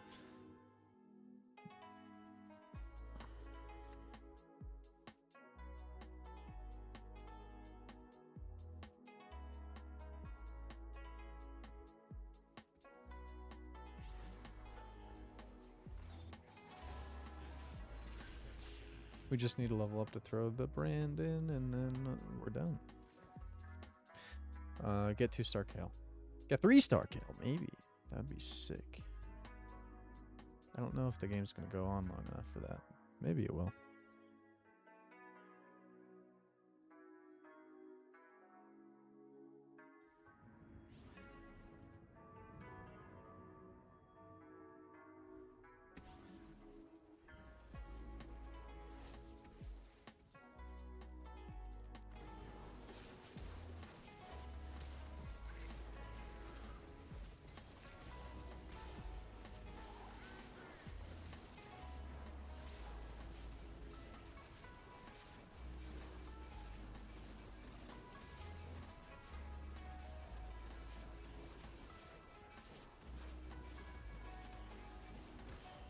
That was awesome, actually.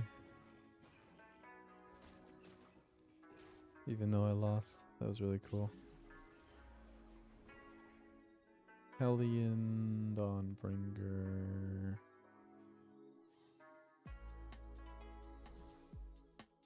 Kale could use a third item. Red buff?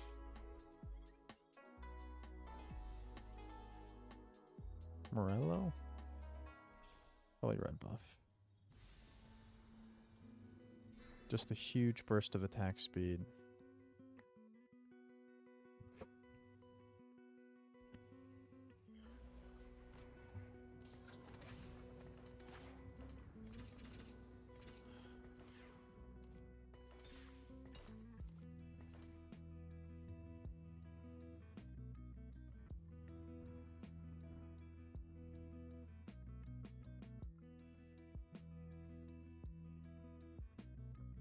You don't need Infinity Edge on Draven. Because he's just has attacks. So you just need like...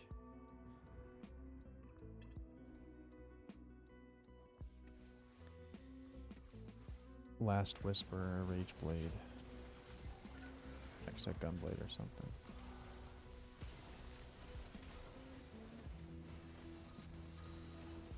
Oh, she's so dead.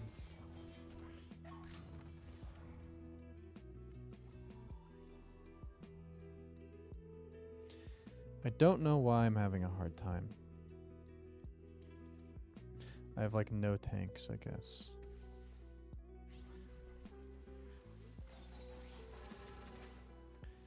I just figured my team would like mow them down more, I guess.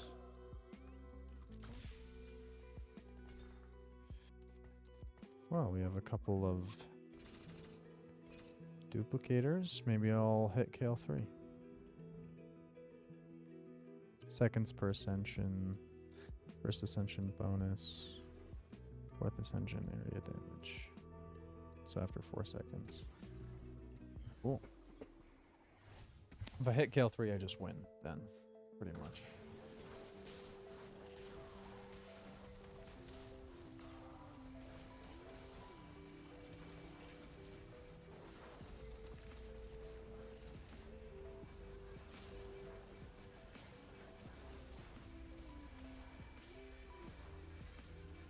Oh, she heals. She heals. That's awesome.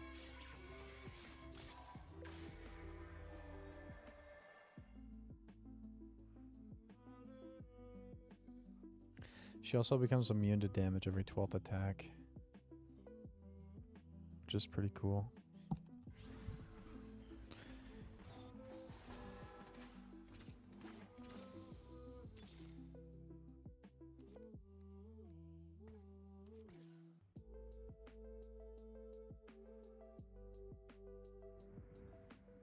There we go. The abomination will help a lot more now.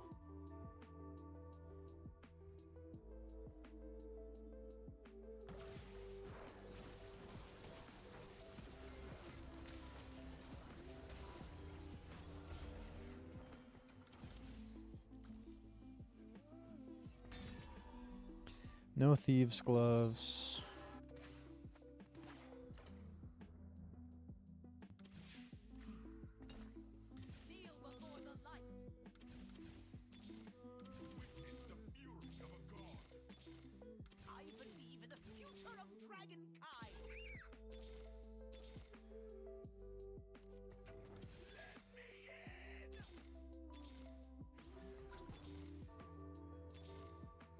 Where's the kale, dude? Hello, where are the kales?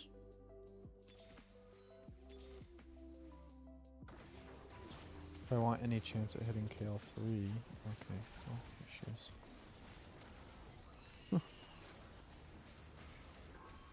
It's like, what? Oh, yay, he rolled. Legionnaire Emblem.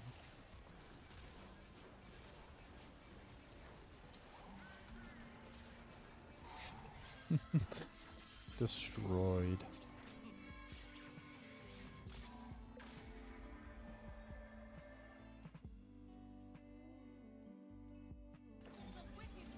Okay, we need 3 more kales.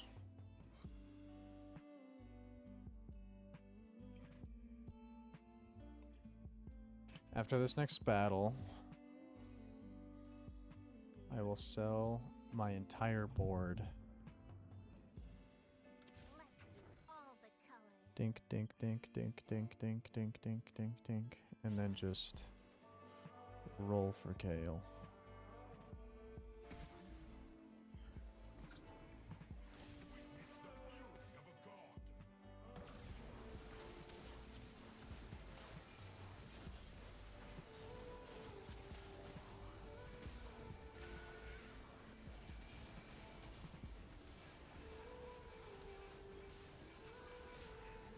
Okay.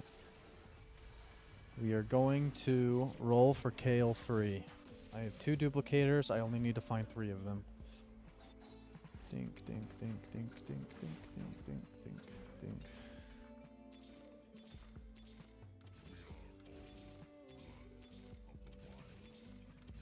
Okay, there's 1. 2. 3.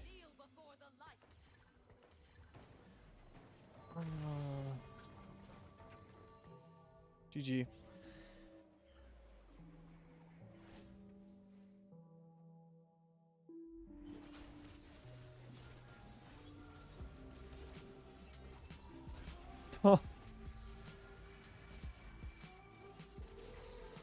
Boom. What the fuck, lol, he says. That's funny. Yeah, dude. I hit. What do you want?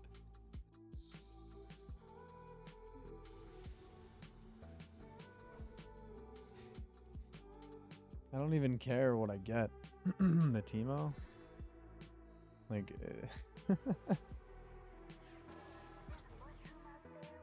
should I just...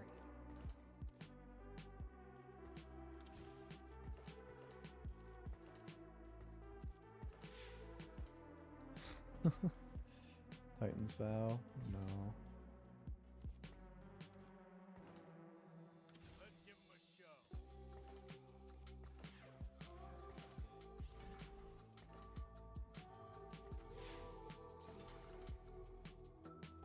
In a lonely little set. That's funny.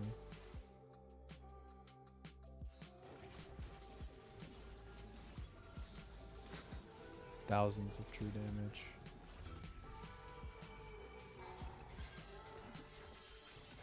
G.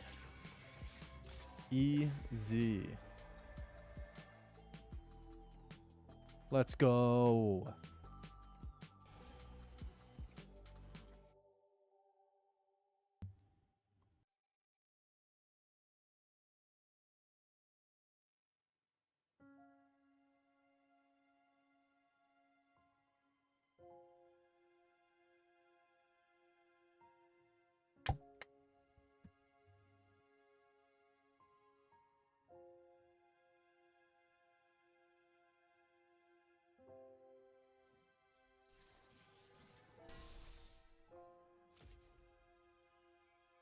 And a little set at the end. That's funny.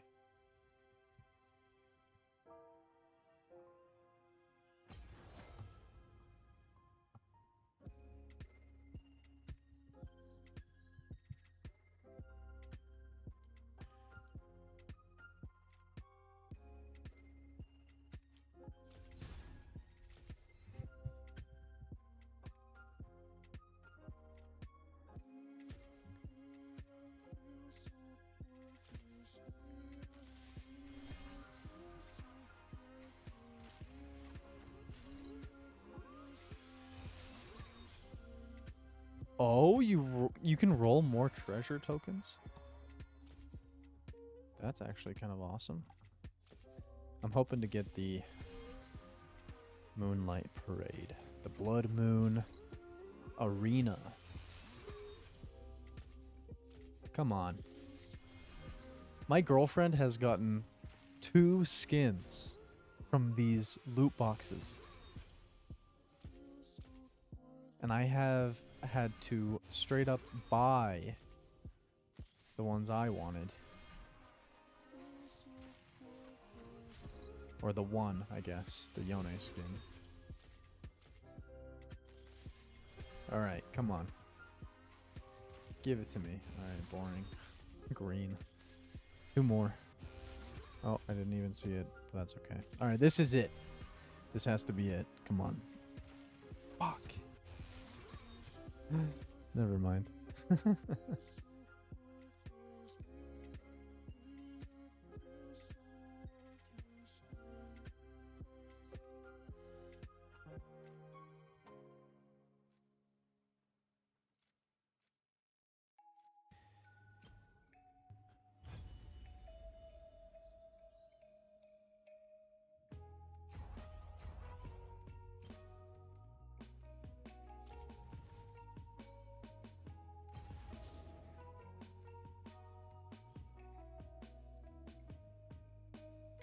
Alright, I'm gonna stop streaming. I'm gonna create those clips, and yeah, I'll probably be